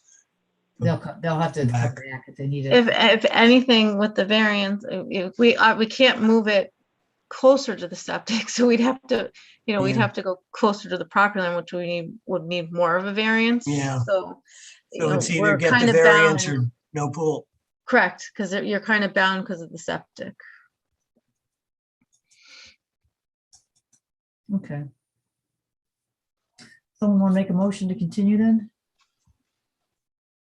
I make a motion that we continue 11 Old Turnpike, item number W-21-40 to the next regularly scheduled meeting. All right, do I have a second? John, I'll second it. Any discussion? All those in favor? Aye. Any opposed? And Dave, you wanted to abstain, right? Yes, please. Okie Yep. dokie. All right, so the motion carries 3-0 with one abstention from Mr. Frankel. Okay, all right, thanks, Michelle. Thank you. Have a great night, everyone. Thanks. Okay, Say next. goodnight to the cat. The cat horse. All right, the next is a bond release for Rolling Wood. So let's take a quick look at that. Let's see. Do we have anything from Alice that said she went out to take a look at it? 11/1/21 land use enforcement offer inspection release approval. 11/1/21. I think that's Alice's signature.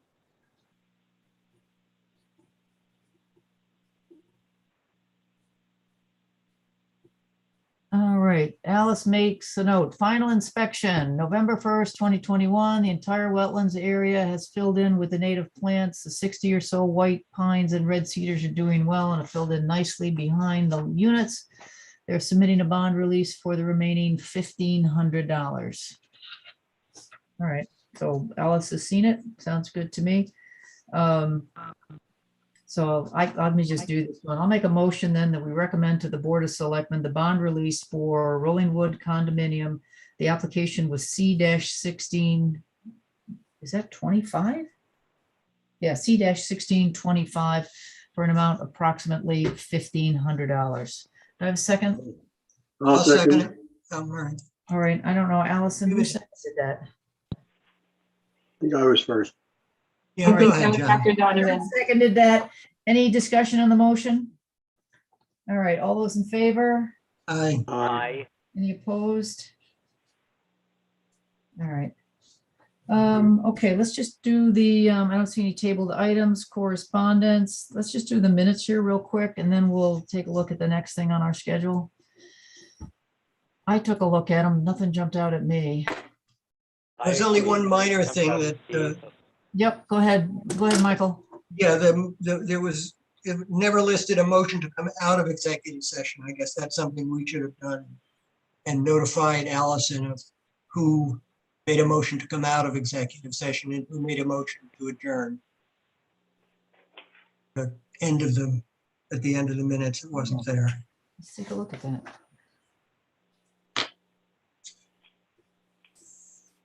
Yeah, because there's, why is that giving I me? think we did though. I think Oh, we we did. did. We Yeah, it did, just didn't yeah. get put in the Just didn't get minutes. on the- Whoops, let's see. Minutes. And I just don't remember who made the motions. I think we'd be in too much trouble if Allison just said a motion was made to come out of executive session and then adjourn. Yeah.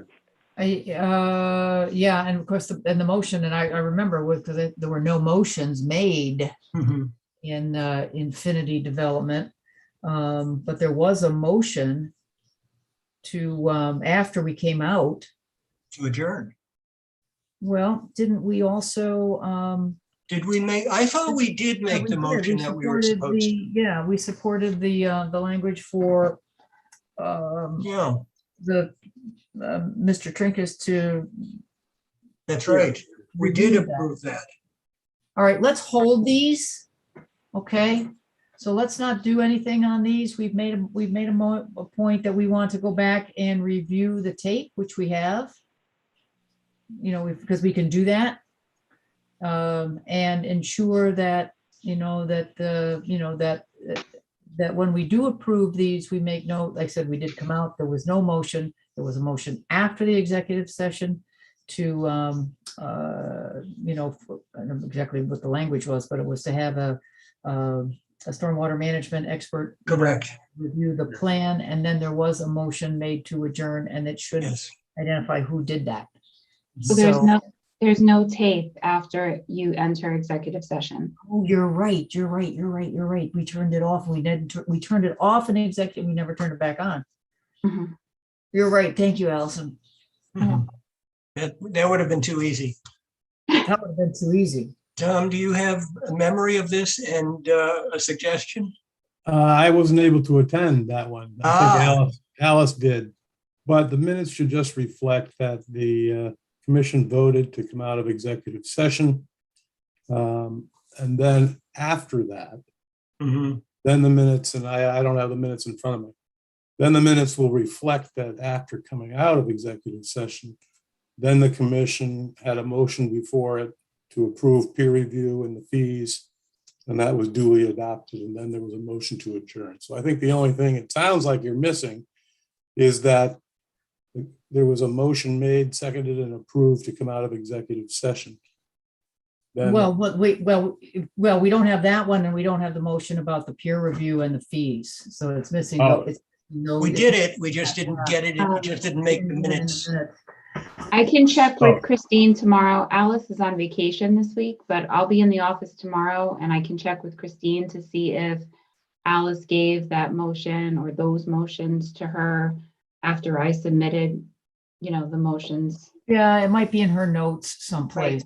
So, right. So that would be my thought. I think we've made a point that, that the minutes here are missing some, important information. We'll double check, see if there's any handwritten notes that Alice made, because Allison, thank you, that was turned off as we went into executive session. And let's just keep these minutes on the agenda for our next meeting. We'll try and get all the little, we'll try and get the important factors or the important facts added to this. Okay. And when we approve the minutes. So thank you, Michael. I missed that. I scanned down the back. And I said, oh, that looked right. And then it isn't. Okay. So we're going to hold those 25th till our next meeting. Informal discussion. My suggestion was let's jump right to agenda item number 10, which is our executive session. So I've never had to remove a participant from Zoom before, but it seems that James Kelly is still on. Oh, there he goes. He removed himself, I guess. Right. Okay, so now what I'm going to do, Sharon, is I'm going to make you the host of this meeting, which I'm doing right now. And I am going to, wait, okay. before you go, Allison, Yeah. let them make a motion to go into executive session and invite me to join as well. Actually, Sharon, can you, if you click on my name, you hover over my name and click more, Yeah. and then make me the host one more time. I want to do something before I leave you. Okey-doke.